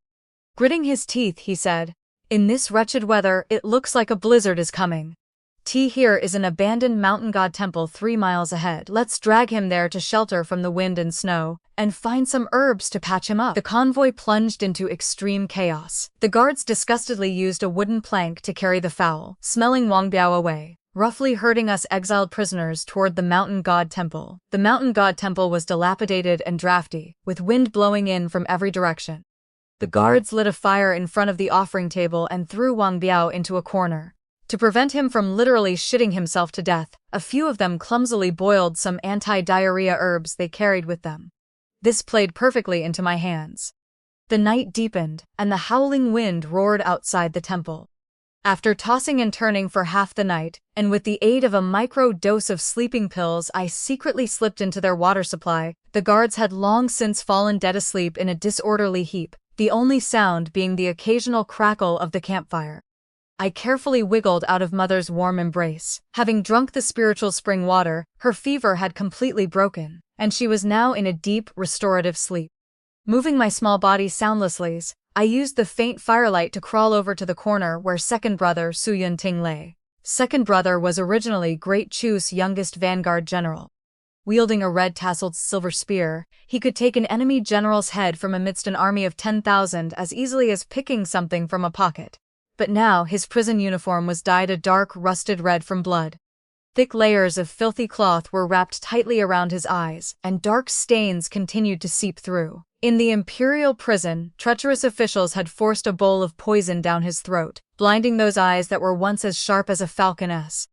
I reached out my little hand and gently touched his arm. Su Yunting's seemingly lifeless body jolted violently, his battered frame instantly tensing up. Instinctively, he prepared to counterattack, but upon hearing my deliberately lowered, sweet, milky voice, he dropped all his defenses. Second brother, it's Tong Bao. Tong Bao. Su Yunting's voice was terribly hoarse. He frantically reached out with his blood-stained hands, trying to feel for my position, his tone laced with panic. Did the guards hit you? How are mother and eldest brother? Tong Bao is fine. Mother and eldest brother are asleep. Second brother, don't move. Tang Bao will blow on your eyes for you. Taking advantage of his momentary daze, I quickly untied the foul, smelling, filthy cloth over his eyes. Under the firelight, I drew in a sharp breath.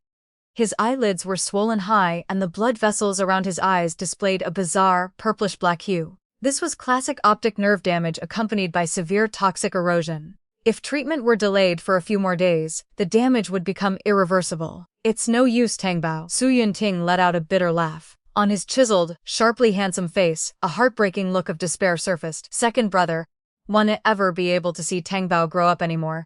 Second brother is a cripple now. You are not a cripple. Second brother is a great general. I suppressed the ache in my heart and instantly connected my mind to the space. I extracted the most advanced retinal nerve repair fluid and broad-spectrum anti-venom serum currently available, unhesitatingly adding 3 drops of highly concentrated spiritual spring water. Using my chubby little hands, I gently pried open his swollen eyelids, accurately dripping the cooling medicinal liquid directly into both his eyes. Su Yunting let out a muffled groan. The moment the liquid entered his eyes, the burning, searing pain, as if thousands of needles were piercing him, miraculously vanished. Taking its place was a refreshing coolness that shot straight to his brain. Even more unbelievable, in a field of vision that had held only darkness for days, he could faintly catch the flicker of firelight. Su Yunting fiercely grabbed my small hand. From pure agitation, his entire body trembled violently. Tong Bao, what did you put in my eyes? I think I can see the fire. It's the fairy water given by the fairy sister. Shh, second brother, didn't tell the bad men. I used my other hand to cover his mouth, blinking playfully even though he still couldn't see my expression clearly.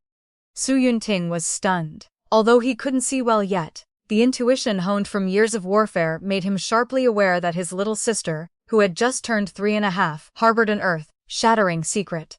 But he didn't ask a single question. He simply gripped my small hand tightly. A tear slid from the corner of his eye as he nodded heavily. Having handled second brother, I stuck to the wall like a little gecko and slipped over to third brother, Su Yunhan, not far away. Third brother Su Yunhan was a sharpshooter who could pierce a willow leaf from 100 paces away. He once took it upon himself to charge into the enemy camp and shoot dead the enemy's commander-in-chief with a single arrow. But right now, he was leaning lifelessly against the mud wall, his right arm hanging limply at his side in a highly unnatural twisted angle. The tendon in his right wrist had been brutally severed by a pickknife in the imperial prison, leaving the surrounding tissue badly damaged. For a master archer, this was 100 times crueler than killing him. Third brother. I leaned in close to his ear. Su Yunhan snapped his eyes open. His peach blossom eyes, bloodshot and red, were filled with a desolate, dead stillness. But upon seeing me, he forced out a smile that looked worse than crying. Tong Bao, be good. Why aren't you asleep yet? I didn't waste any words and directly cradled his useless right arm. To reconnect severed tendons without alerting anyone, I had to use the trump card in my space. Bio-nano-suturing gel. This substance could reconnect damaged nerves and tendons. Combined with the spiritual, spring-powerful, cellular regeneration abilities, it was like a divine medicine for restoring his arm. I pretended to rub his arm to warm it, while in reality, my fingertips were blending the clear gel with spiritual spring water, precisely permeating it deep into the wound on his wrist. Su Yunhan inhaled sharply. He looked down in shock. His right arm, originally completely devoid of sensation and akin to a piece of rotting wood, suddenly transmitted an intense wave of tingling numbness. Immediately after, it felt as though countless tiny ants were biting and repairing the severed tendon inside. A long-lost surge of strength flowed through his blood, rushing from his shoulder all the way to his fingertips. He tentatively moved his right hand. His index finger bent slightly, the middle finger followed, and eventually, he managed to curl his 5 fingers into a weak fist. Su Yunhan stared fixedly at his own right hand, his mind a complete blank. That was a miracle even deities couldn't achieve, yet it was genuinely happening to him in this very moment. He jerked his head up, looking at the little girl staring back at him eagerly. His breathing became so rapid he almost suffocated. Third brother doesn't hurt anymore. The fairy sister said third brother still has to shoot wild geese for Tongbao to eat in the future. I smiled sweetly at him. Su Yunhan's eyes instantly turned red. He didn't press to know where this unimaginable miracle came from. He simply used that right hand, which had just recovered a sliver of strength, to tremblingly and carefully pull me into his embrace, his chin resting heavily on the top of my head. All right, third brother will shoot the biggest, fattest wild geese for Tangbao from now on. He choked back his sobs, yet his voice carried the fierce determination of someone reborn. Outside the ruined temple, the snowstorm grew increasingly violent. Inside the ruined temple, eldest brother Su Yunfeng had turned his head at some point, completing a silent exchange under the dim firelight with the blinded second brother and the third brother whose tendons had been severed. They felt the power rapidly reawakening within their bodies. Looking at the little girl smacking her lips in deep sleep in mother's arms, the three war heroes who had once terrified Great Chu felt a raging inferno, capable of starting a prairie fire, reignite in their eyes. Those treacherous dogs who stepped over the corpses of the Su family to gain power absolutely couldn't fathom that this road of exile, which they believed to be a dead end, was, in fact, the very beginning of the Su clan's great counterattack. The wind and snow outside the ruined temple howled like wailing ghosts, masking the chilling killing intent, silently approaching in the dark night. Snuggled in mother's warm embrace, I wasn't truly asleep. The vigilance forged amidst a hail of bullets in my past life gave me an almost beast-like intuition for danger. Suddenly, the tightly shut wooden door of the ruined temple was blasted into splinters by a tremendous force. Gale force winds carrying ice and snow poured in. The campfire flickered violently, half of it instantly extinguished. Shing! That was the sound of sharp blades being drawn from their sheaths. Dozens of assassins dressed in black, faces masked, and wielding steel sabers, surged into the temple like phantoms in the night, soundless yet impossibly ruthless. Several guards, still groggy from sleep, did not even have time to reach for the sabers at their waists before the men in black slit their throats. Move faster! The employer ordered that not a single dog or chicken of the Su family be left alive. Especially those cripples, leave none of them alive. The leader of the assassins in black had a sinister gaze. With a point of his long saber, he directed the attack toward the heavily shackled Su brothers. They were indeed coming for us. Those treacherous officials could not even wait for our exile to end. They wanted to erase us on the road. I snapped my eyes open. Just as I was about to summon the tranquilizer gun from my space, the assassin leader's heavy saber was already coming down toward eldest brother Su Yunfeng on the cart. But right as the blade was about to fall, eldest brother's legs, which should have been shattered and paralyzed, incredibly exploded with force. He twisted his body like a phantom, dodging the fatal blow. Seizing the opening created by the leader overcommitting to his swing and being unable to retract his blade in time, Su Yunfeng weaponized the heavy wooden neck collar around his neck, smashing it viciously into the leader's chest. The impact sent the leader flying backward, and the heavy wooden neck collar around eldest brother's neck shattered apart. Impossible! Weren't your legs crippled? The assassin leader clutched his caved-in chest, his eyes filled with the horror of seeing a ghost. Dead men didn't need to know so much. Su Yunfeng's voice was as cold as an ice-forged blade. He casually picked up a blood-stained steel saber from the ground. Even though his legs were still trembling slightly, the overbearing, majestic aura of Great Chu's young general still pressed down so hard it was suffocating. Simultaneously, battle broke out on the other side. Courting death. Second brother Su Yunting's vision had not fully recovered, seeing only blurry patches of light and shadow. But his ability to locate enemies by sound, honed from years on the battlefield, was carved into his very bones. With a kick, he hoisted a long spear left behind by a dead guard. His spear thrust out like a roaming dragon. With unparalleled precision, it pierced two assassins through the chest. He was like a god of slaughter possessed, even with a blood-stained cloth still blindfolding his eyes. Every thrust of his spear forced another attacker back. Swish, swish, swish. The whistles of bolts cutting through the air rang out in rapid succession.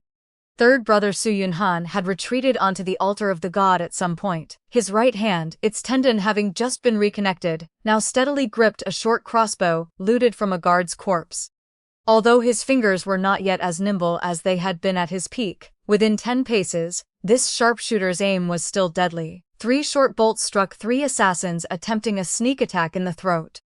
This sudden, desperate counterattack instantly threw the assassins' formation into chaos. They couldn't understand it. The intelligence reports had said the Su family war heroes had been tortured into useless wrecks, Why were they now as ferocious as tigers? Hold the line. They wouldn't last long, exhaust them to death. Seeing that although the brothers were fierce, their stamina was clearly lacking, the leader immediately changed tactics. It was true. Though the spiritual spring water had repaired their fatal wounds, the prolonged starvation and torment of exile meant their physical condition absolutely could not sustain an intense, drawn-out battle.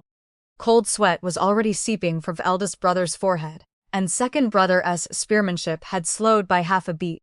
Spotting the opportunity, the assassin leader suddenly executed an incredibly tricky combat roll, bypassing eldest brother's defensive line and charging straight for the corner where mother and I were hiding, his blade raised high.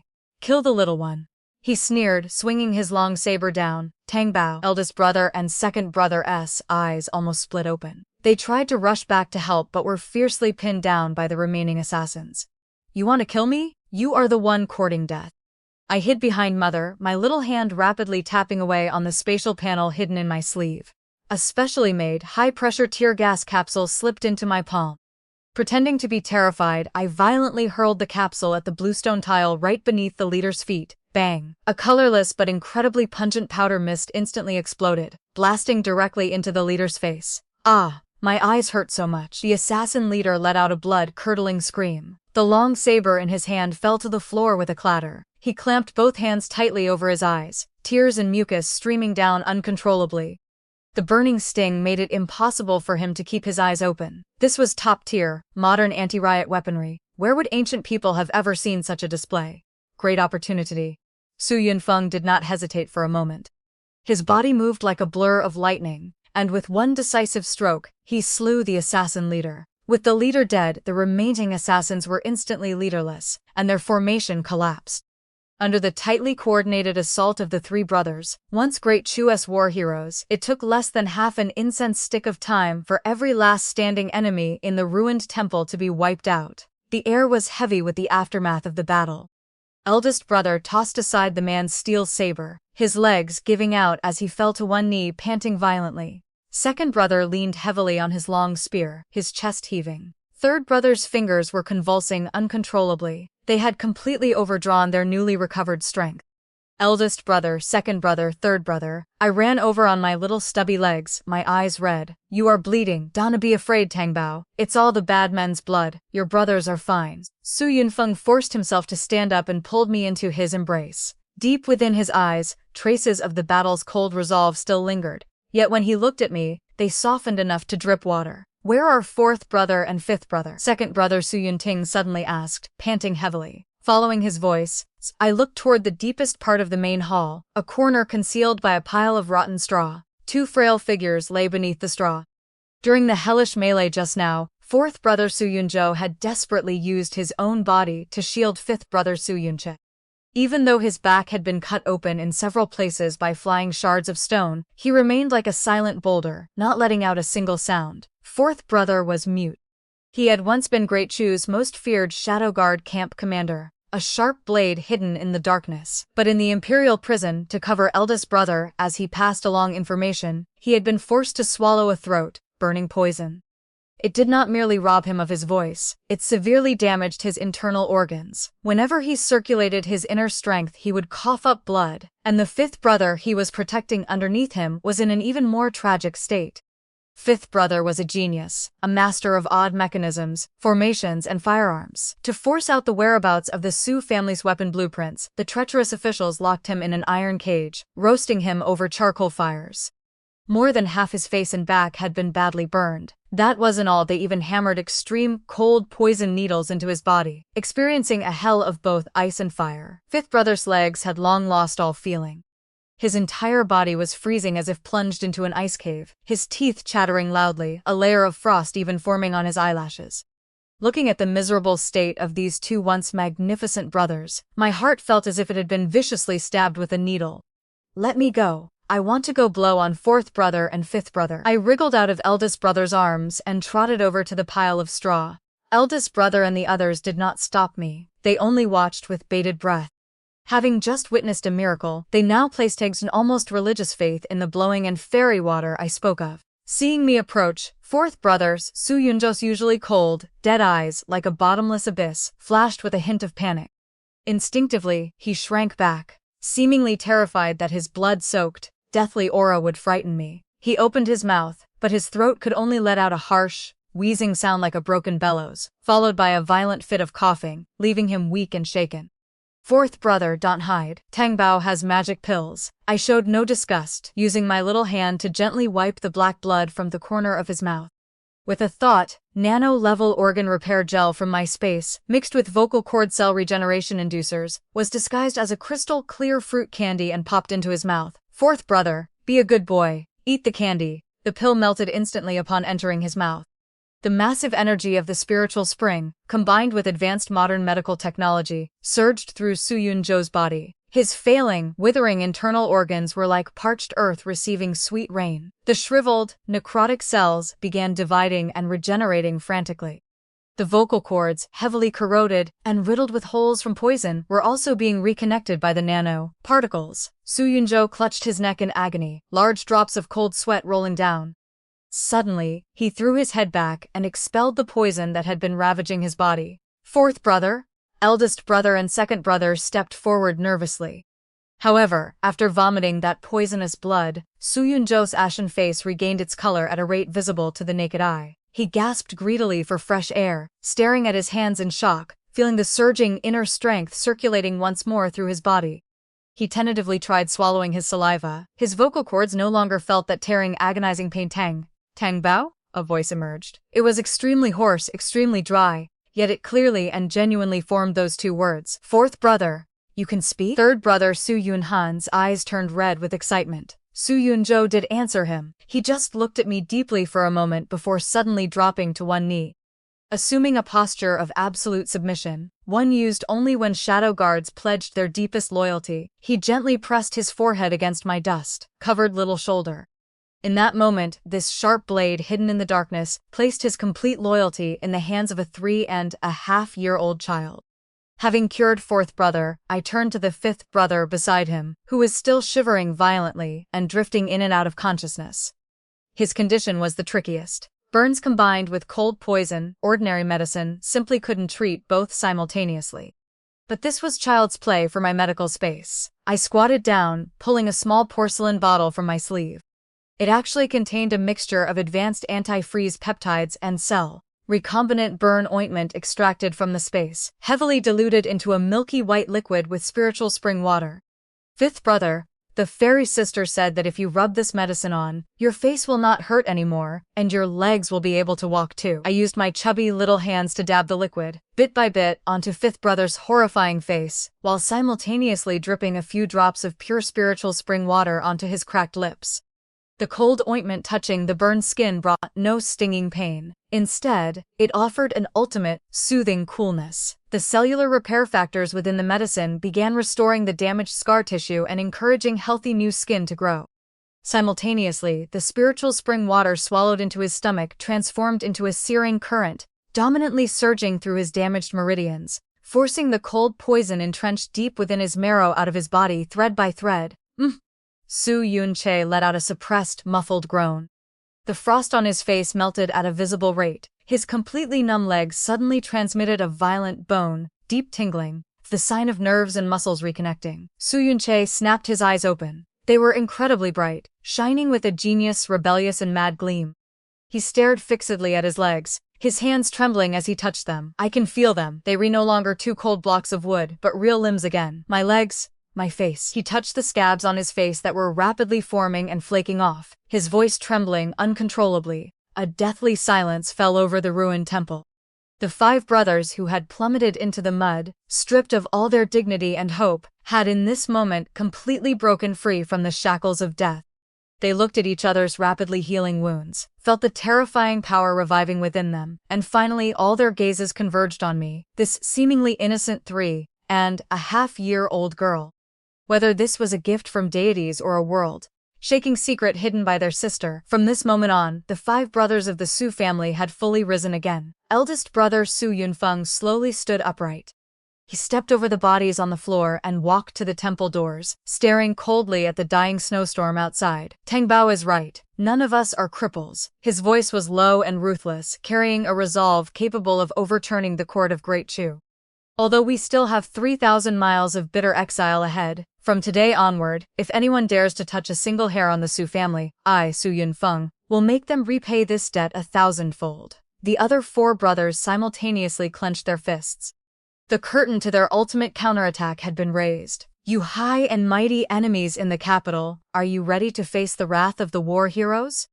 After over 3 months of trudging through the snow and wind, that path of exile soaked in blood and tears finally came to an end. Ever since the brothers executed that desperate counterattack during the night ambush at the ruined temple, the rest of the journey went surprisingly smoothly. The few surviving guards had long been scared out of their wits by the terrifying strength displayed by my brothers. Coupled with a mild, slow-acting nerve suppressant I secretly slipped into their food, they no longer dared to beat or curse us. Instead, trembling with fear, they served us as though we were their ancestors and delivered us safely to our destination, the northern wasteland. The northernmost territory of Great Chu was bitterly cold, barren, and frozen for thousands of miles. The northern wasteland camp supervisor in charge of the handover was a one-eyed man. He flipped through the exile registry, his single eye filled with undisguised malicious delight. Oh, the once majestic defender. General's manor has fallen this far? Word came from above that you Su family members are condemned criminals, so your treatment will naturally be special. He let out a cold laugh, pointing at a dilapidated courtyard at the very edge of the camp, nestled right up against the vast snowy mountains. That's your residence over there. The temperature is plunging tonight. Whether you survive it depends entirely on your own luck. Saying that, without even issuing a single tattered cotton quilt for warmth, he took his men and swaggered off. The courtyard didn't even have a door. Half of the mud walls had collapsed, and the roofs of the 3 thatched cottages had massive holes in them. The north wind, carrying icy sleet, howled wildly inside. Forget people living in such an environment, not even wild beasts could endure it. Mother, take Tangbao and go shelter from the wind first. We'll go gather some firewood. Eldest brother Su Yunfeng pushed Mother and me, both covered in snow, into the one room that could barely block the wind. He turned and shot a meaningful look at his brothers. Although the brothers' bodies had largely recovered under the nourishment of the spiritual spring, the long journey still left them exhausted. How could I possibly let them freeze and starve in this wretched place? Taking advantage of Mother tidying up the dust-covered stone bed, I bolted on my stubby little legs to a half-collapsed cellar behind the courtyard. Confirming no one was around, I unhesitatingly activated the medical space advanced material conversion and deployment function. The space didn't just contain top-tier medical equipment, it also held massive stockpiles of survival supplies meant for doomsday scenarios. With a flash of intent, I executed the extraction frantically. The extraction succeeded. In the blink of an eye, the empty, broken-down cellar was filled with a small mountain of goods, 50 sacks of highly refined, snow-white rice and flour, quality absolutely unseen in this era. About 220 pounds of premium cured meat and air-dried sausages, 30 baskets of dehydrated vegetables, wrapped in special cling film, alongside fresh melons and fruits, 3 massive crates of modern, smokes high-heat eco-friendly charcoal. Most importantly, there was winter gear. I did not dare bring out down jackets directly, so I extracted more than a dozen camouflaged sleeping bags made of aerospace-grade thermal material, their exteriors disguised as rough animal pelts, along with heavy cold weather cloaks. For construction tools, I brought out more than a dozen titanium alloy axes, multi-purpose military shovels, and dozens of bags of modern, high-grade quick-drying cement, all disguised as a peculiar clay from the western regions. Having done all this, I clapped the dust off my hands, opened my mouth, and yelled out in my sweet childish voice toward the yard, "Eldest brother, second brother, come look, quickly. There are so many things here." The fairy sister came to give Tangbao presents again. Hearing my shout, my brothers rushed over like arrows released from a bowstring. When they saw the mountain of supplies in the cellar, all of them drew a sharp breath despite their usual composure. This is refined rice. Even the emperor's tribute rice in the palace isn't this white. Fifth brother Su Yunche scooped up a handful of rice, his hands trembling this axe. Second brother Su Yunting picked up a titanium alloy combat axe. With just a light swing, a corner of a solid frozen rock next to him was sliced off cleanly, as if cutting tofu. He inhaled sharply, his eyes instantly turning fanatic. Enough! Eldest brother Su Yunfeng took a deep breath, forcefully suppressing the monstrous waves crashing in his heart. He looked at me deeply. In that gaze was shock, doting affection, and mostly, an unspoken mutual understanding and desire to protect. Tangbao is our lucky star blessed by deities. We all know in our hearts what the fairy granted us, so just use it. Absolutely no word of this can leak to the outside. Eldest brother issued his orders without hesitation. The Sioux men moved at once, each carrying out his task without another question. Fourth brother, guard the perimeter. Second brother, start a fire and cook. Third and fifth brother, give me a hand. We will patch the roof first tonight. That night, a warm, bright fire from smokeless charcoal was lit inside the dilapidated thatched cottage.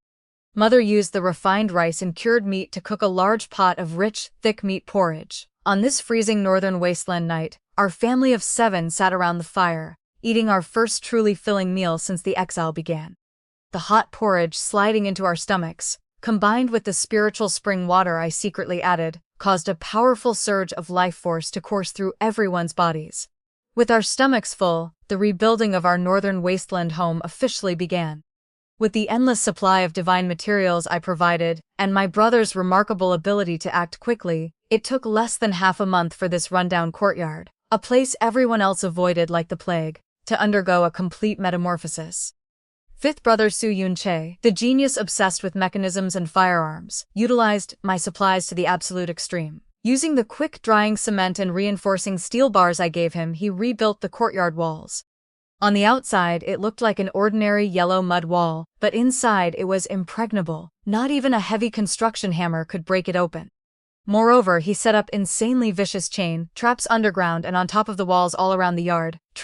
Activated poison arrow arrays, iron spike traps beneath trapdoors, and even simple self-igniting explosive traps made from purified phosphorus.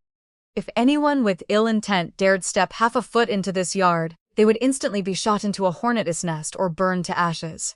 But what delighted me the most was the peak restoration of my brother's martial prowess. The prolonged suffering, together with the spiritual spring's daily strengthening effect, did more than heal their disabilities. It pushed their physical limits far beyond what they once were. Early one morning, just after the snow had cleared, second brother Su Yun-ting stood bare-chested in the center of the snowy yard. His once blind eyes were now as bright as the stars, radiating the sharpness of a falcon. "Ha!" he roared explosively. In his hands, a long spear newly forged from meteor iron shot forth like a dragon emerging from the sea. The spear tip tore through the air, creating a low sonic boom. With one thrust, a half-ton boulder 10 paces ahead instantly shattered into pieces, rubble piercing the air. Second brother's martial skill had actually broken through to the Grandmaster level. Standing under the eaves watching this, third brother Su Yun-han couldn't help but draw in a sharp breath. Third brother isn't lacking either. I wrapped tightly in thick winter pelts, smiled cheerfully while nibbling on a frozen pear. Hearing this, a confident smirk curved on Su Yun-han's lips. He raised his right hand, the one that had its tendon severed, and lifted the celestial mountain divine wood bow I had custom made for him. Without even looking, relying entirely on the sound of the wind, he drew the bow and nocked an arrow. Swish! A piercing whistle split the air. A snow eagle soaring roughly 1,000 feet overhead, preparing to bomb a snow hare, was shot clean through the head by a single arrow, dropping out of the sky completely stiff. This terrifying arm strength and accuracy were several times stronger than when he was at his prime. Backed by formidable martial strength, our living space rapidly expanded outward. To supplement the family's meat supply, second brother often ventured deep into the snowy mountains alone. Within a few days, he dragged back a ferocious adult northern wasteland snow bear weighing nearly 900 pounds with his bare hands. This sight immediately frightened off any local tyrants or officials who had been considering causing us trouble.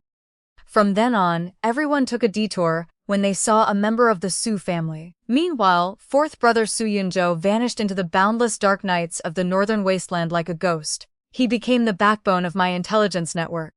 I gave him gold, silver, jewelry, and specially prepared modern neurotoxins. Relying on his restored voice and his unmatched skills in stealth and assassination, Su Yun-jo swept through the northern wasteland's underground black market in less than a month.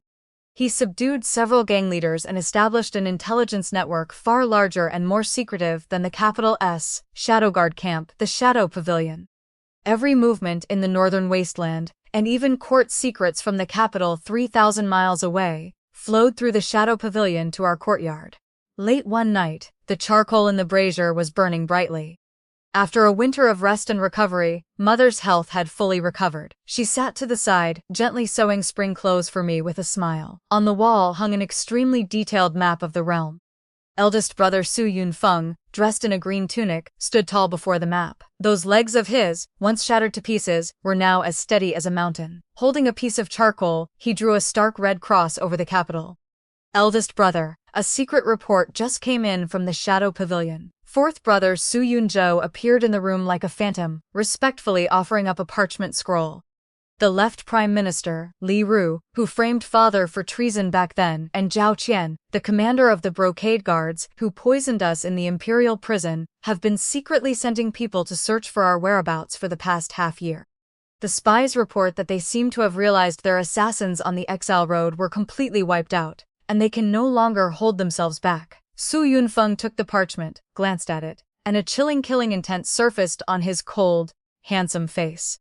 A pack of fools. Did they really think the Su family was an easy target they could bully at will? If they don't come for us, we will still go for them. Fifth brother Su Yunche toyed with the repeating sleeve crossbow he had just finished assembling, a fierce light dancing in his eyes. I have a yard full of traps and was just worrying they would to get to taste blood. No rush. Su Yunfeng tossed the parchment into the brazier, watching it turn to ash, his gaze deep and icy. The northern wasteland is bitterly cold, but it is an exceptional training ground. Tengbao gave us a new life, gave us rations, gave us weapons. Now all 5 of us brothers have returned to our peak. He turned around, looking at his brothers gathered together, and then at me, sitting on the bed, kicking my little stubby legs. His voice rang out like clashing iron. Since they are so eager to die, let them come. This time I will ensure they never return. We will use their blood to christen our banner, then fight our way back to the capital. The dormant winter had passed. The Su family, the frenzied dragon forced into a dead end, had finally, thoroughly bared fangs sharp enough to tear open the firmament in this desolate land. The horn of the counterattack was about to sound. A night in the early spring of the northern wasteland. The wind was still bone, chillingly piercing. There was no moon tonight. Thick clouds obscured the starlight completely. I hugged a hand warmer, lying by the window of the heated brick bed, peering outside through a tiny crack. They here. Eldest brother Su Yunfeng, who was wiping his longsword, suddenly stopped. His profound eyes reflected a terrifying, ghostly glint under the dim candlelight. As soon as he spoke, 100 ghostly black figures soundlessly surrounded our seemingly dilapidated farmhouse courtyard. Borrowing the faint reflection from the snow, I could clearly see their attire. Uniform, tight-fitting nightclothes, and in their hands, tempered, steel-curved blades laced with a dark blue, deadly poison. Even the rhythm of their breathing was identical. These were the elite death, sworn guards jointly trained by the left Prime Minister's manor and the Brocade Guards. True killing machines. The leader, codenamed Yexiao, scanned the completely unguarded courtyard with a sinister gaze. He raised his right hand and swung it down fiercely. Kill. Leave no one from the Su family alive. Dozens of the most agile death, sworn guards leapt into the air like massive black birds, attempting to vault over the yellow mud wall that looked like it would collapse with a single push. However, the moment their toes touched the top of the wall, disaster struck. Click! A faint mechanical trigger sounded in the silent night. Fifth brother Su Yunche's Hell King iron trap, built with my high-tension springs and modern hardened steel, had been activated. Boom! Without any warning, a massive sheet of pale white flame erupted from the hidden grooves in the wall. It was white phosphorus I had purified into my space. It ignited rapidly upon contact with the air. Once it stuck to flesh, it would burn straight through to the bone. Ah! Blood! Curdling screams instantly tore through the night sky. The first dozen or so death, sworn guards who scaled the wall were engulfed in white flame, crashing back into the snow and rolling frantically, unable to put it out. An ambush. Here is something strange about the wall. Breach the door. Yixiao's expression shifted drastically as he roared. Several burly death, sworn guards immediately hoisted a thick log and viciously rammed it into the seemingly flimsy wooden door. The door was indeed smashed open, but what greeted them was not a panicked group of sick and disabled family members, but a completely one-sided massacre. Swish, swish, swish. The whistles of arrows cutting through the air sounded like the Grim Reaper's howl. Third brother Su Yunhan stood in the shadows of the roof like an imposing god of slaughter. The high-poundage compound bow in his hands was drawn to a full moon. With every vibration of the bowstring, 3 hardened steel armor-piercing arrows shot out at once. Boosted by both his monstrous arm strength and the pulley system, the arrows flew so fast they were nearly invisible. The 8 death-sworn guards, charging at the very front, were pierced through the throat before they could even cry out. Wasn't their sharpshooter crippled? Form shield formations and charge in. Yexiao's eyes nearly split open in rage as he drew his longsword. The death-sworn guards quickly raised reinforced round shields, surging into the courtyard like an iron tortoise. You ants do not know the meaning of death. A cold roar exploded like thunder. Second brother Su Yunting, bare-chested, charged fiercely into the enemy formation like an ancient beast breaking its chains, wielding a long spear forged from meteor iron. Clang! The spear tip struck the foremost reinforced round shield, letting out a deafening metallic shriek. That shield, which could not even be pierced by a heavy crossbow, actually shattered like paper under second brother's terrifying monstrous strength. The spear's momentum did not halt, impaling the death-sworn guard behind the shield, armor and all. Satisfying, Su Yunting let out a wild laugh. His spear movements were sweeping and majestic like a roaming dragon emerging from the sea. Each horizontal sweep sent attackers crashing aside. The elite formation of 100 top-tier death-sworn guards was torn open by him and his spear alone. This is impossible, aren't you blind? Yexiao stared at Su Yunting slaughtering everyone in all directions, then looked up in terror at Su Yunhan on the roof, whose arrows never missed. His mind went completely blank. The intelligence reports clearly stated that the 5 Su brothers were all broken and helpless, with ruined limbs and blinded eyes. But these monsters in front of him were 10 times more terrifying than when they were at their absolute peak on the battlefield. Retreat. It's a trap. Retreat quickly. Yexiao finally realized they weren't here to assassinate. They were here to throw their lives away. He didn't hesitate, spinning around to flee under the cover of night. However, right as he turned, the shadow behind him suddenly warped. A figure darker than the night rose from his own shadow like a phantom. Fourth brother Su Yunzhou, gripping an ultra-thin matte short blade, brought the icy edge against Yexiao's throat without even stirring a breath of wind. Trying to leave? Su Yunzhou's voice was deep and hoarse, carrying a chill straight from the deepest hell. Every hair on Yexiao's body stood on end. Instinctively, he tried to swing his blade to block, but his speed was like a sluggish toddler before Great Chu's former #1 shadow guard. A flash of steel disarmed Yexiao, and a crushing kick drove him to his knees in the icy snow. The battle began abruptly and ended even faster. In less than the time it took to burn a stick of incense, the 100 elite death-sworn guards cultivated by the left prime minister's manor had been wiped out, except for Yexiao, who had been deliberately kept alive. The courtyard lay devastated after the battle, and even the northern wasteland's bitter chill seemed overwhelmed by its aftermath. The courtyard door creaked as it was pushed open. Eldest brother Su Yunfeng, dressed in immaculate white robes, walked slowly out of the house. He walked with absolute steadiness. Those legs that had once been smashed to pieces now carried the imposing authority of a general leading thousands of troops with every step. Kneeling in the snow, Yexiao stared at Su Yunfeng. His eyes filled with despair and disbelief. Your legs? Are you humans or ghosts? Go ask the king of hell who is truly useless. Su Yunfeng looked down at him without a trace of emotion, as though he were looking at a corpse. He raised his hand and tossed a blood-stained token before Yexiao. It was the waist token marking the highest authority of Great Chu's brocade guards. Go back and tell Li Ru and Zhao Qian that it is time to settle the blood debt the Su family has suffered these past 3 years, Su Yunfeng said calmly. These 100 heads are the Su family's return gift. Tell them to await us in the capital with their necks bared. You want to rebel? Yexiao's pupils quaked violently. Rebel? Number, Su Yunfeng sneered. It is called removing the traitors around the throne, clearing our grievances and punishing those who betrayed the realm. As his words fell, he glanced at fourth brother Su Yunzhou. With a flick of Su Yunzhou's wrist, the blade flashed, and Yexiao fell dead into the snow. I pushed the door open, holding Mother's hand as we walked out. I didn't look at the gruesome corpses on the ground. Instead, I looked up at my 5 brothers, standing tall amid the aftermath of battle.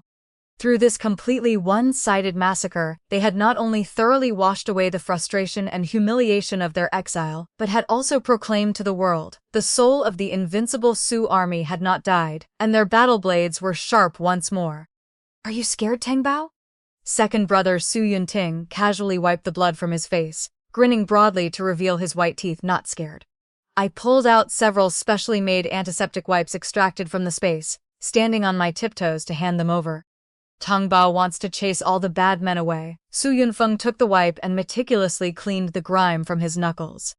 He turned his head, his gaze crossing the vast, snowy plains of the northern wasteland toward Shangjing City, 3,000 miles away and steeped in luxury and excess. Fifth brother, pack up what needs packing in the yard. Second brother, third brother, tally up the weapons and horses. Su Yunfeng abruptly drew the longsword at his waist, pointing it at the firmament, a fierce killing intent piercing the clouds. Men of the Su family, hear my command. We depart today to fight our way back to the capital. The horn of the counterattack rang out across the snowy northern wasteland. Xuanwu Gate, Great Chu's greatest pass, stood before us. The guards on the city wall stared down in horror. In the thin morning mist, 5 pure black warhorses stood side by side. On their backs sat 5 young men draped in heavy cold iron armor, looking like descending gods of slaughter, their gazes chilling to the bone. Behind them was a dark carriage pulled smoothly by 4 fine steeds. Mother and I sat within.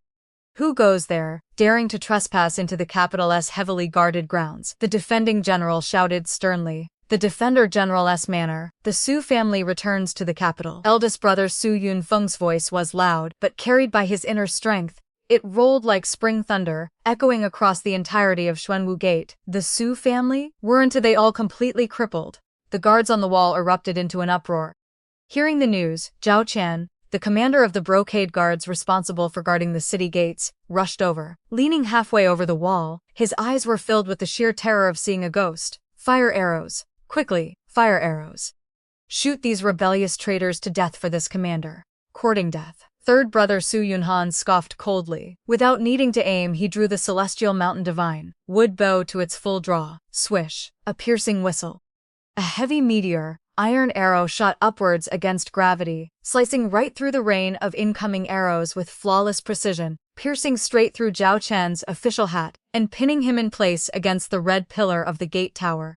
Zhao Qian went pale with terror, and he shrieked before passing out from sheer fright. My mechanisms can finally make some noise in the capital. Fifth brother Su Yunche grinned broadly. With a flick of his wrist, he tossed out 2 iron spheres specially packed with black powder from my space. Boom, boom. Amidst deafening explosions, the impregnable Xuanwu Gate was blasted into pieces, collapsing with a resounding crash. Su army, follow me to trample the traitor's manor. Second brother Su Yunting let out a wild laugh, charging ahead as the vanguard. His long spear moved like a roaming dragon. Wherever he passed, any brocade guards attempting to block him were driven back with a single overwhelming strike. Absolutely no one could withstand a single blow from him. Along the main street, the commoners hurriedly retreated to the sides, but could not help peering out at the battle banner fluttering in the wind, embroidered with the character, Su. Many who had benefited from the old general's kindness instantly teared up. Some even fell to their knees in the middle of the street, bowing until their foreheads touched the ground. We didn't head for the old Su family residence. Instead, we drove straight through, heading directly for the Imperial Palace's Hall of Supreme Harmony. At this time, the morning court session was underway in the Golden Throne Room. Left Prime Minister Li Ru was proudly reporting the year's tax revenues to the incompetent old emperor. Bang! The heavy doors of the hall were blasted open by a terrifying burst of force. The injured Zhao Qian was thrown inside, sliding all the way to Li Ru's feet.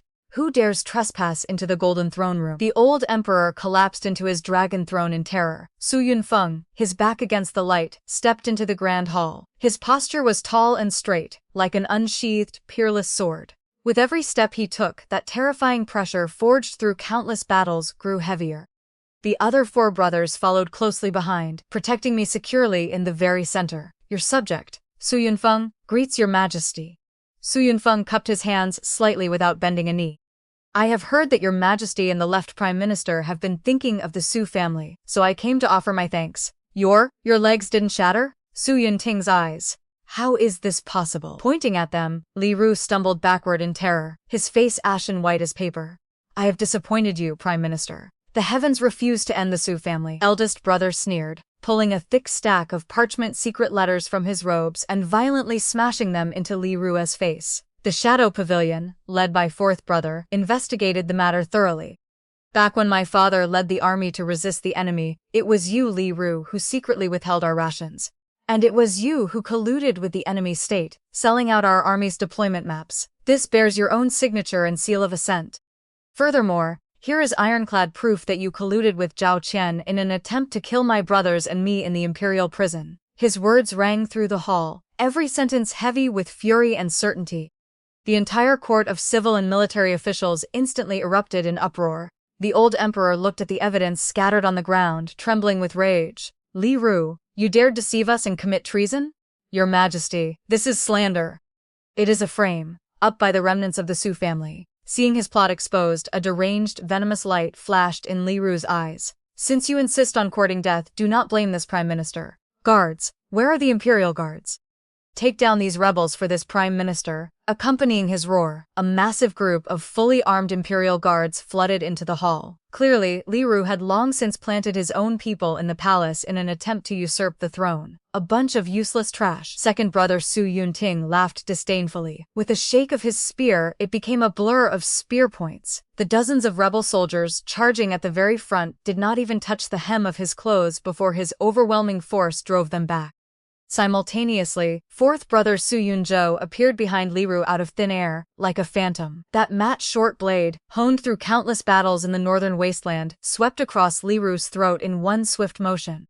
Li Ru clutched his throat, his eyes widening before he collapsed heavily to the floor. The entire golden throne room fell silent. Who could have imagined that the left prime minister, who held absolute power over the court, would be struck down before the throne in the blink of an eye? The old emperor had gone completely pale, trembling as he clutched the armrests of his dragon throne.